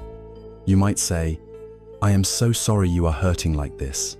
I am here with you. You are not alone." You are essentially reparenting yourself in the moment, providing the comfort and safety that the wounded inner child needs to feel secure. This act of nurturing soothes the nervous system and assures the vulnerable part of us that it is not bad or wrong for feeling this way. It is this nurturing that allows the contracted energy of the emotion to finally soften, release, and integrate. A story from the life of the great Thai meditation master, Ajahn Chah, perfectly illustrates this wise relationship with difficult inner states. When he was a young monk, He took up residence in a small, rustic hut deep in the jungles of Thailand to practice intensive meditation. He soon discovered that he was not alone. His hut was also home to several large and deadly cobras. His immediate, instinctual reaction was fear and a desire to get rid of them, to either kill them or chase them away so he could feel safe. But as he sat with his fear, a deeper wisdom arose. He recognized that this jungle was their home long before it was his. He had no right to drive them out, so he made a courageous decision. He decided to practice with them. He did not try to make them his pets, nor did he live in denial of their dangerous nature. He simply learned to live with them. He mindfully observed their habits. He learned where they liked to rest, what times of day they were most active, and he learned to move around his own hut with a quiet, respectful awareness. He gave them their space, and they gave him his. He learned to coexist with what was potentially deadly. He once said that our difficult emotions, our rage, our terror, our jealousy, like the cobras in our hut, our first instinct is to try and kill them, suppress them, or to flee the hut in terror, distract ourselves. The path of wisdom is to learn to live with our cobras, to understand their nature, to respect their power, and to give them space to exist without letting them bite us. The practice of rain is how we learn to live peacefully and safely with the cobras in our own hearts. When we practice in this way, we discover that emotions are not fixed states, but fluid energies. When we meet the raw energy of an emotion with mindful, compassionate presence, we can transform it. The constricted energy of anger, when it is no longer acted out or suppressed, can be liberated and transformed into the clear, focused, and powerful energy needed to set healthy boundaries, to speak truth to power, or to protect the vulnerable. The frozen energy of fear, when held with warmth and kindness, can melt into a wise and prudent caution. The immense, heavy energy of grief, when we allow ourselves to feel it fully, can carve out a greater depth in our hearts, increasing our capacity for love, empathy, and a profound appreciation for the preciousness of life. We cease to be victims of our feelings and become wise alchemists of our own inner world. By learning to ride the waves of our emotions with the surfboard of rain, we no longer need to fear our own inner world. We develop a deep trust in our capacity to handle whatever arises. This ability to meet our own pain with compassion is the essential prerequisite for one of the most powerful healing practices available to us: the act of letting go of the pain caused by others. We are now ready to explore the profound liberation found in the wisdom of forgiveness. Having learned to skillfully ride the powerful waves of our own emotions, meeting them with the mindful embrace of rain, we develop a deep and resilient trust in our own hearts. We know that we have the capacity to hold our own pain with courage and compassion. This inner strength is the essential prerequisite for undertaking one of the most profound acts of healing available to us: the practice of forgiveness. In our lives, we will inevitably be hurt by the actions of others. We carry these wounds with us, sometimes for a few days, sometimes for a lifetime. The memory of a betrayal, an unkindness, or an injustice can become a heavy stone that we drag behind us, poisoning our present moments with the bitterness of the past. We believe that by holding onto our anger and resentment, we are somehow punishing the person who wronged us. We believe it is a shield that keeps us safe. The wisdom of the Buddha reveals a startling truth. The one who is most punished by our unforgiveness is ourselves. The practice of forgiveness, therefore, is not a gift we give to the other person. It is the ultimate gift of freedom and peace that we give to ourselves. To walk this path, we must first clear away the thicket of misconceptions that surrounds the very idea of forgiveness. Our culture is full of confusing and often harmful ideas about what it means to forgive. Firstly, and most importantly, forgiveness is not condoning. It does not mean that what happened was okay. It is not an excuse for harmful behavior. An act of abuse is still an act of abuse. A betrayal is still a betrayal. Forgiveness does not change the facts of the past. It changes our relationship to those facts. It is an inner act of reclaiming our power, a decision that we will no longer allow another person's past actions to control our present happiness. Secondly, forgiveness is not forgetting. The popular phrase, forgive and forget, can create an impossible standard. Forgetting may not be possible or even wise. A painful memory can be an important teacher, reminding us of the need for healthy boundaries. The goal of forgiveness is not to erase the memory, but to drain it of its toxic emotional charge. It is to be able to remember what happened without being consumed by the fire of rage or the icy grip of hatred. The memory may remain as a scar, but it no longer has to be an open, festering wound. Furthermore, forgiveness is not necessarily reconciliation. To reconcile means to restore a relationship, and this requires trust, safety, and the active participation of both parties. You can forgive someone completely, while also making the wise and self-protective decision to no longer have them in your life. Forgiveness is a solitary, internal process that you do for your own heart's sake. Reconciliation is an interpersonal dance that may or may not be possible or appropriate. To force reconciliation where there is no remorse or changed behavior from the other party is not a spiritual virtue. It is a form of self-harm. Finally, forgiveness is not a sign of weakness. On the contrary, it is an act of immense emotional courage and strength. It takes far more strength to look at a deep wound, process the pain, and consciously choose to let go of the burden of resentment than it does to simmer in bitterness. It is a declaration of our own sovereignty. It is saying, your actions had the power to cause me pain in the past, but I will not grant them the power to ruin my peace in the present. If forgiveness is so beneficial, why do we find it so incredibly difficult? We cling to our grievances because, on some level, we believe they are serving us. Holding on to anger can create a false sense of power and control.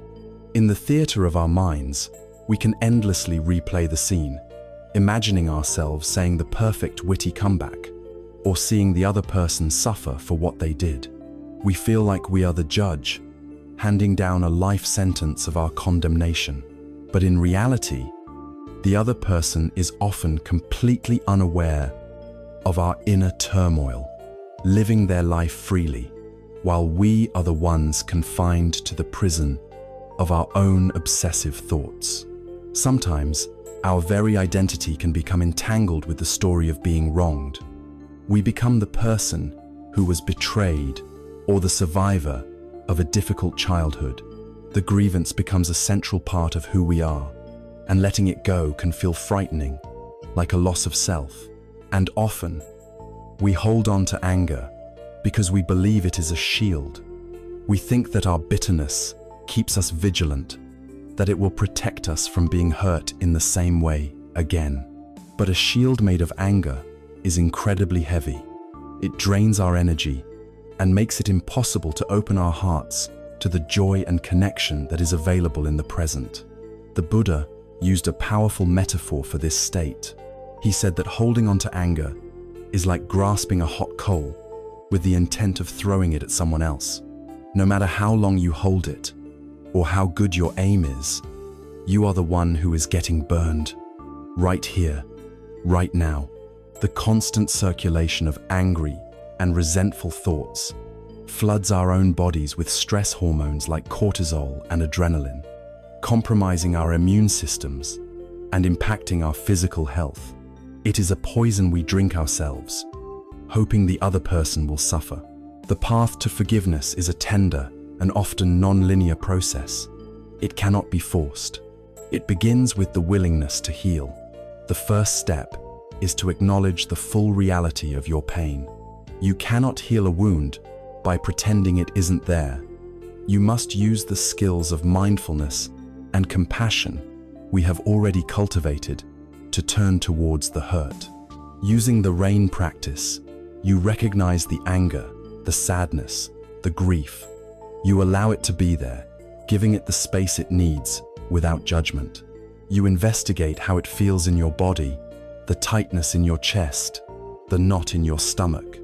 And most importantly, you nurture that wounded place within you, offering it the gift of your own compassion.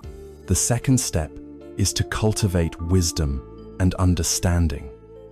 This does not mean excusing the harmful behavior, but it does mean trying to see that the person who hurt you was acting from their own profound suffering. People who are truly happy, peaceful, and whole do not go around causing harm to others. Hurt people hurt people. Their actions were a product of their own greed, their own hatred, their own confusion, their own unhealed trauma. To see this is to begin to depersonalize the event.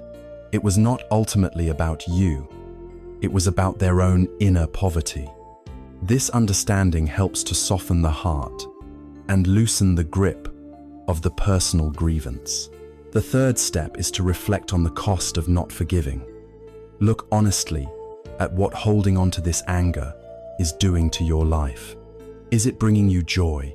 Is it making you a more loving person? Or is it draining your vitality, coloring your perception of the world, and preventing you from moving forward? Seeing the price you are paying can create a powerful motivation to let go.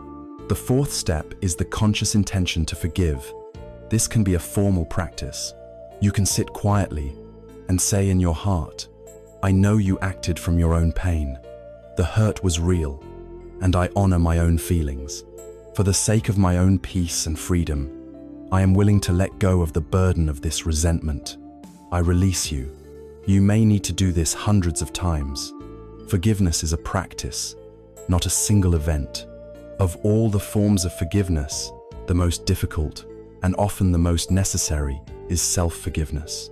We are often our own most relentless accusers and harshest judges.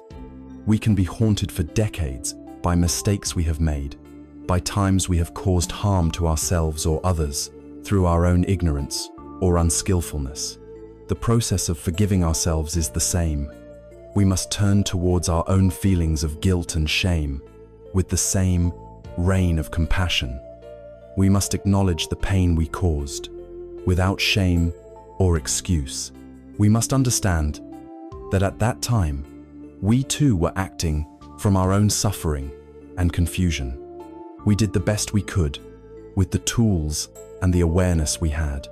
We can then feel genuine remorse, which is a healthy and healing emotion, and make a commitment to act with more wisdom in the future.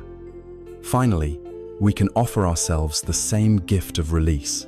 We can say to ourselves, I forgive myself for not knowing then what I know now.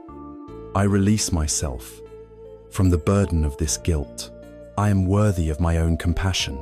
A beautiful story illustrates the choice we have in every moment about what to hold on to. Two dear friends were traveling together across a desert.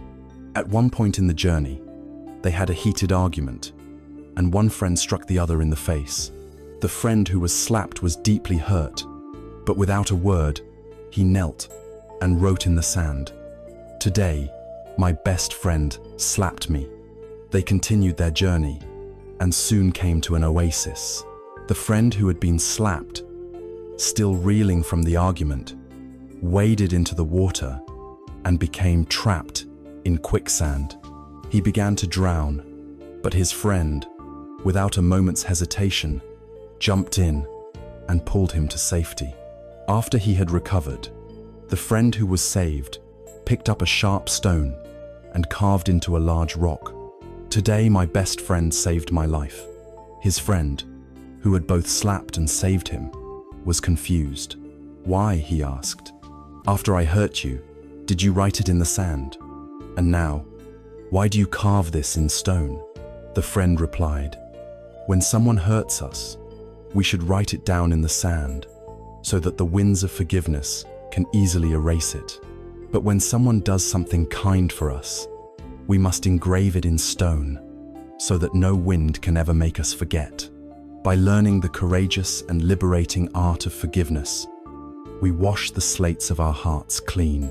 We release the heavy burdens of the past and reclaim our energy for the present moment. We have learned to make peace with our inner world and our history. Now, with this newfound freedom, we are prepared to face the greatest of all human fears, the fear of the ultimate unknown. We are ready to look with wisdom and courage at the truth of our own mortality, not as a source of terror, but as a catalyst for living a life of profound meaning and urgency. Having learned the courageous art of forgiveness, we have released the heavy chains of the past.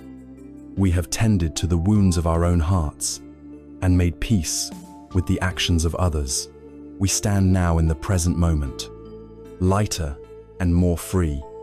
With this newfound inner freedom, we are prepared to turn and face the one great truth that our modern world has taught us to fear and ignore above all others.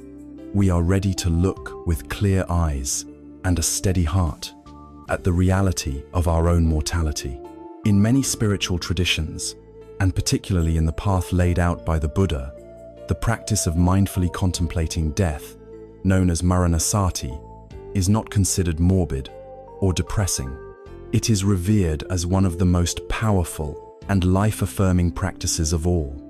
It is the secret key that unlocks a life of profound meaning, urgency, and joy. By learning to live with an awareness of our death, we paradoxically learn, for the first time, how to truly live. Our culture is profoundly death-denying.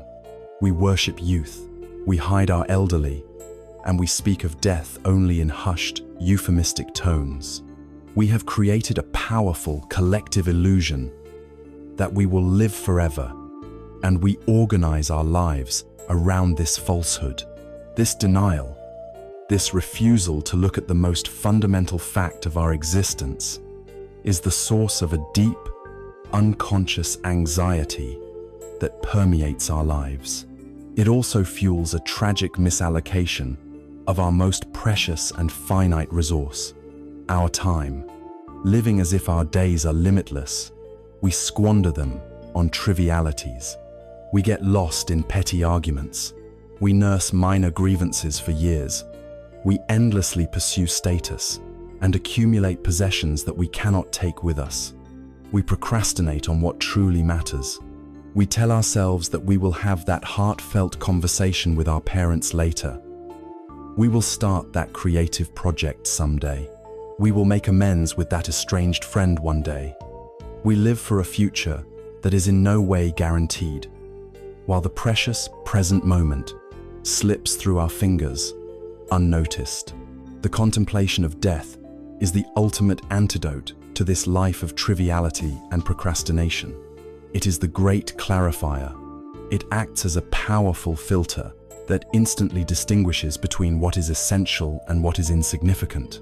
When you hold your life up to the mirror of your own death, the petty concerns, the social anxieties, and the egoic dramas are revealed for what they are: a complete waste of your precious, limited time. Furthermore, our denial does not eliminate our fear of death. It amplifies it. By pushing the thought of death into the shadows of our consciousness, we transform it from a natural process into a terrifying, monstrous taboo. What we refuse to look at gains power over us.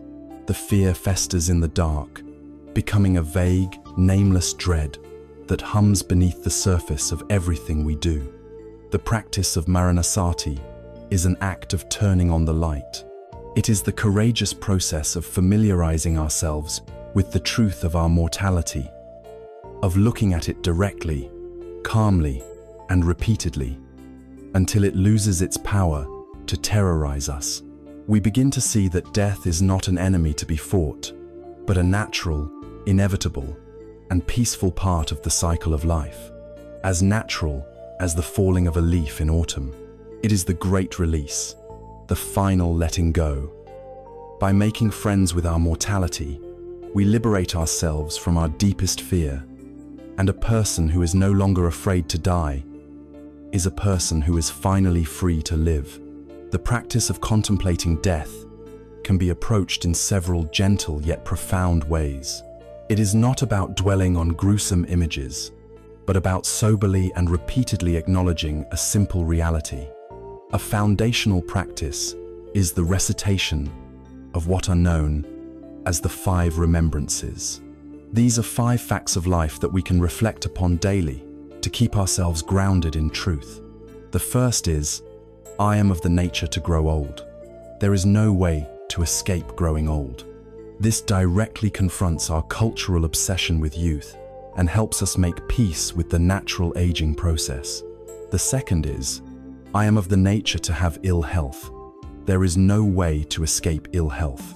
This counters the illusion that we can achieve perfect, permanent health and fosters compassion for our own vulnerable bodies. The third is the core of the practice. I am of the nature to die. There is no way to escape death. We say this not to frighten ourselves, but to remind ourselves of the simple, undeniable truth. The fourth remembrance is, all that is dear to me and everyone I love are of the nature to change. There is no way to escape being separated from them. This prepares our hearts for the inevitability of loss and encourages us to cherish our relationships in the here and now. The final remembrance is, I am the owner of my actions, heir to my actions, born of my actions, related through my actions, and live dependent on my actions. Whatever I do, for good or for evil, to that I will fall heir. This final reflection is the crucial link. Knowing that our time is short and that our actions are what truly matter, it inspires us to live a life of integrity, kindness, and wisdom. Another powerful and practical way to integrate this wisdom is to engage in a daily last day reflection. Each morning, you can ask yourself, if I knew for certain that this was my last day on earth, how would I live it? What would suddenly become unimportant? And what would become supremely important? This question instantly clarifies our values.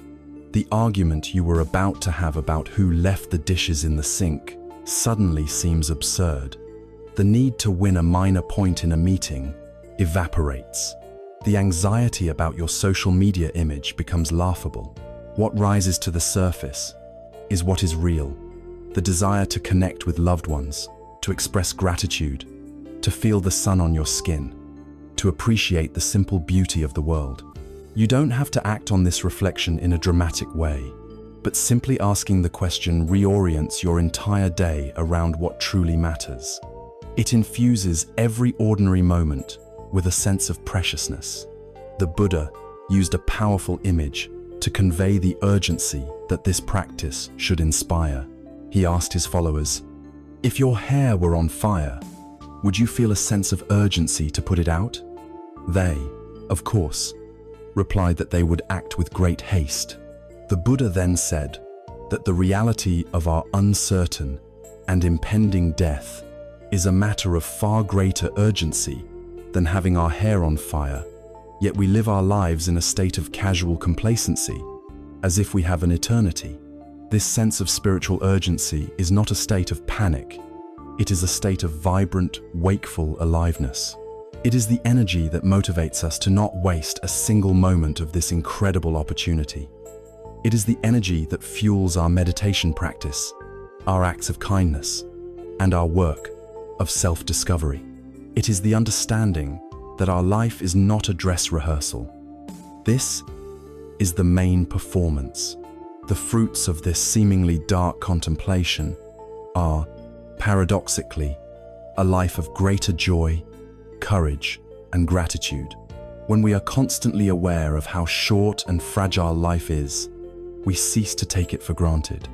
The simple act of breathing becomes a miracle. A conversation with a friend becomes a sacred event. The taste of our food becomes a source of wonder. Our hearts fill with a profound sense of gratitude for the sheer gift of being alive. This perspective gives us the courage to live more authentically. When we are no longer denying our ultimate end, we are less afraid of smaller deaths. The death of a career, the death of a reputation, the death of a relationship. We become more willing to take wholesome risks, to speak our truth even when it is difficult, and to follow the calling of our own heart, rather than the expectations of others. What is there to truly fear when you have already made peace with the greatest fear of all? We learn to live with a fierce, open-hearted passion, knowing that our time to love, to learn, and to awaken is now. By learning to live with the wisdom of our own mortality, we infuse our lives with an unparalleled richness and meaning. We learn to treasure the present, to forgive the past, and to live with courageous, open hearts.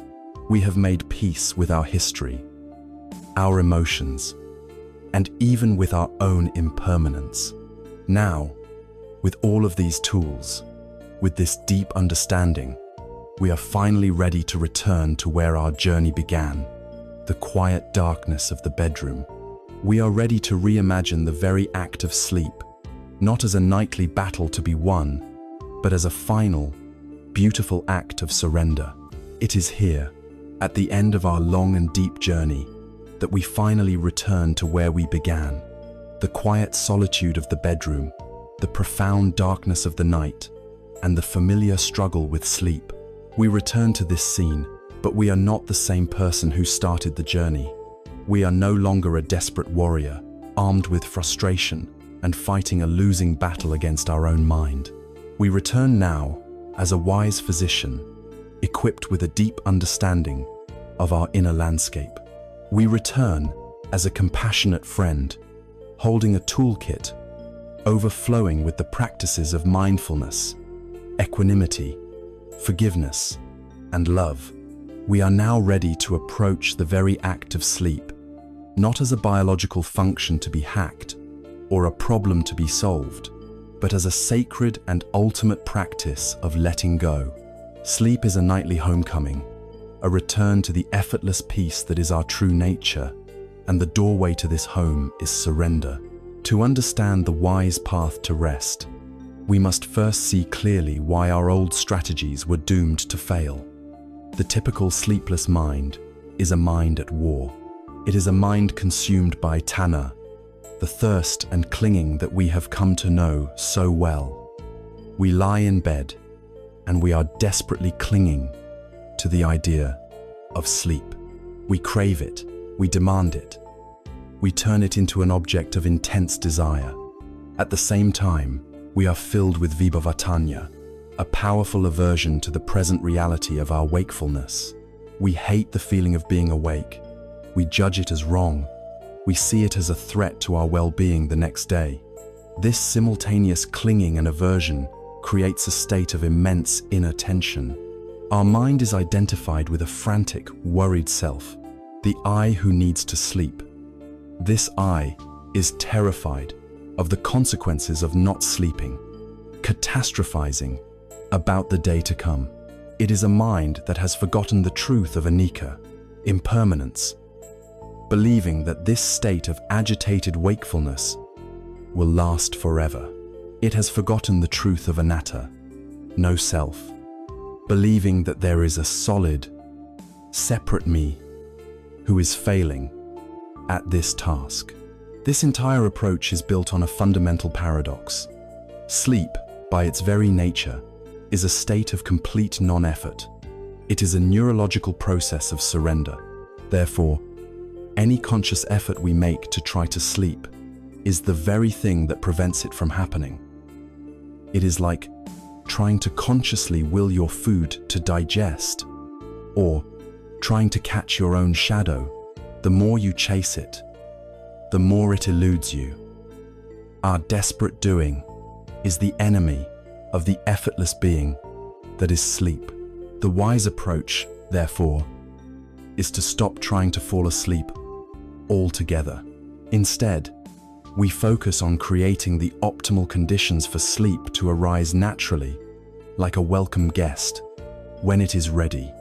This begins long before our head hits the pillow. It involves creating a sacred transition, a buffer zone between the doing world of our day and the being world of our night. For at least an hour before you intend to sleep, declare the day's work to be done. This means turning off the stimulating screens of your phone, your tablet, and your television. These devices flood our brains with agitating content and blue light that actively disrupts our natural sleep rhythms. This is your time to wind down. You might engage in a simple practice of closing the day. Take a few moments to reflect on what has passed, acknowledging the successes and the failures, the moments of joy and the moments of difficulty. And then, with the wisdom of equanimity, you consciously let them go. You can even say to yourself, "The day is complete. Its work is done. I release it." Next, engage your senses in gentle, calming activities. Sip a warm, caffeine-free herbal tea and take the time to mindfully experience its taste and warmth.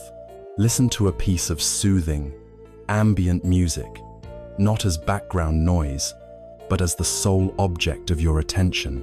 Read a few pages from a book of wisdom or poetry, something that inspires tranquility rather than suspense.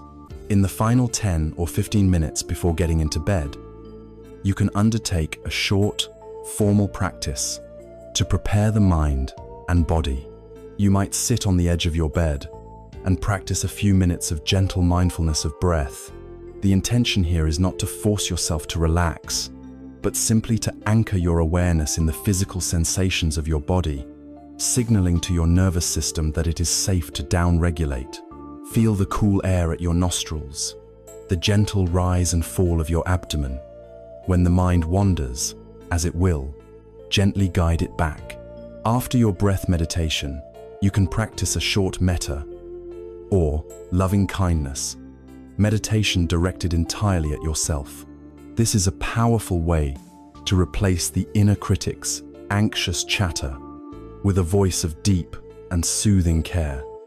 Placing a hand on your heart, you can silently offer the phrases, "May I be peaceful and at ease. May this body be healthy and rest deeply. May this mind be free from worry. May I be safe and protected through the night." This practice transforms the inner environment from one of struggle to one of profound self-soothing. Having prepared in this way, you get into bed and assume your sleeping posture. Now comes the ultimate practice, the art of surrender. Imagine that your mind, as it tries to grasp and control sleep, is like a tightly clenched fist. It is rigid, tense, full of effort and strain. A clenched fist is a symbol of control, but also of isolation. A clenched fist cannot receive anything. If someone wishes to give you a beautiful gift, you cannot accept it while your hand is closed so tightly. Sleep is a gift. It is a gift of grace from the deep, intelligent processes of your own body and mind. It cannot be taken by force. It can only be received. The practice of going to sleep, then, is the practice of slowly, gently, unclenching the fist of your mind. It is the conscious release of wanting, of demanding, of controlling. You let go of the need for any particular outcome. You simply lie there, in a state of open, receptive, and trusting presence. Your only job is to be like an open hand, ready to receive the gift of rest when it arrives. But what if you have done all this, and the gift does not arrive? What if you find yourself wide awake at 3 in the morning? This is the moment of your most advanced and important practice. This is where all of your training comes to fruition. The first and most absolute rule is this: do not fight. The instant you think, "Oh no, I'm awake again, this is a disaster," you have just clenched your fist as tightly as possible. You have flooded your body with stress hormones, and the battle is already lost. At this moment, you must radically reframe your goal. The goal is no longer to fall asleep. The goal is simply to rest. And you can rest beautifully and deeply, even while you are awake. Let go of the need to sleep and embrace the opportunity to practice. Your bed is no longer a battlefield. It is now your meditation hall. You can begin by practicing a gentle body scan. Bring a soft, kind attention to your toes, and then slowly move your awareness up through your feet, your ankles, your legs, your torso, your arms, and your head. Simply feel the raw sensations in each body: tingling, warmth, pressure, coolness without judgment. This practice anchors the mind firmly in the body and can be profoundly relaxing. If the mind is still active, return to the breath. Feel the gentle motion of your abdomen rising and falling, a soft, natural lullaby. Rest your entire awareness on this simple, rhythmic motion. You can also use this time for a deep practice of rain on the very experience of sleeplessness. Recognize, wakefulness is here. Allow, it is okay. I can let this be. Investigate, what are the pure physical sensations of tiredness without the story of panic? Nurture, may I be kind to myself in this difficulty. May this tired body find rest, even in wakefulness. By shifting your intention from a desperate struggle for sleep to a gentle acceptance of rest, you remove all the pressure. You have transformed a time of torment into a time of profound and healing spiritual practice. And here is the final, beautiful paradox. When you truly and completely let go of the need to sleep, when you are fully content to just lie there and rest in a state of peaceful, aware presence, the conditions are finally perfect.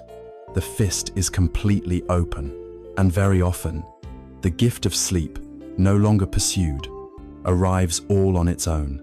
By transforming our approach to sleep from a battle for control into a practice of gentle surrender, we complete our journey. We have learned that the peace we seek at night is the same peace we must cultivate during the day.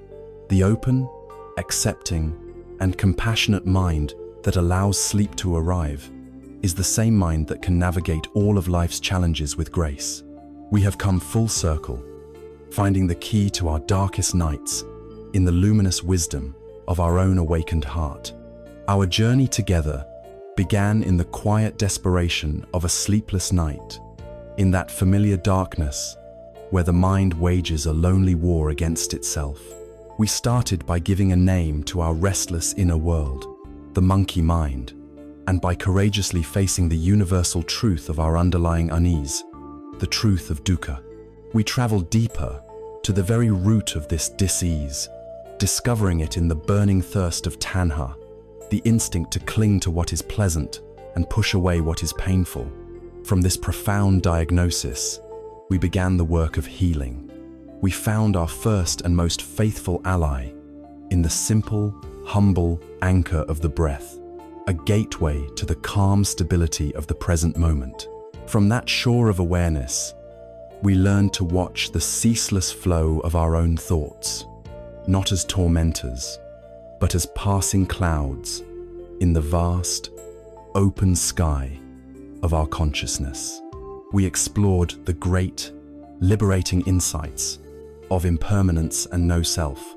We tended to the garden of our hearts, cultivating the four divine abodes, the unconditional friendliness of metta, the courageous compassion of karuna, the selfless joy of mudita, and the unshakable balance of upekkha.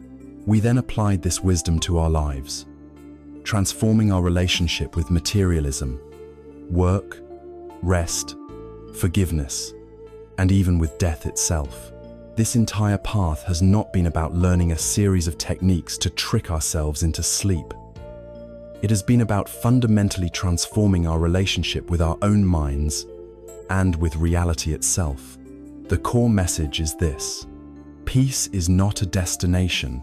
You arrive at once, all your problems are solved. It is not the absence of difficulty, discomfort, or even pain. True peace is the inner spaciousness, the resilient, compassionate awareness that can hold all of life's inevitable challenges without breaking. It is the ability to stand in the midst of a storm and find a quiet, unshakable center within. Deep, restorative sleep, the very thing we may have sought so desperately, is not a prize to be won through struggle. It is a natural consequence, a blessed byproduct of a mind that has learned to lay down its arms. When the mind no longer feels the need to fight the past, control the future, or resist the present, it can finally, deeply rest. You do not need to become someone else to walk this path. The journey is not about adding something new to yourself, but about uncovering the profound peace and wisdom that is already your inherent nature. The tools are now in your hands. The breath is always with you, a faithful anchor in any moment of distress. The perspective of the observer is always available, offering you a space of freedom from the tyranny of thought. The lens of impermanence can always remind you that even the most difficult states will pass. The warmth of loving kindness is a renewable resource you can offer yourself at any time. This journey does not end here. It begins now. It begins not with a grand commitment, but with the very next breath you take. It begins with a quiet, conscious decision to meet the contents of your own mind, not with the old habits of fear and resistance, but with a new spirit of gentle curiosity and the radical, healing power of kindness.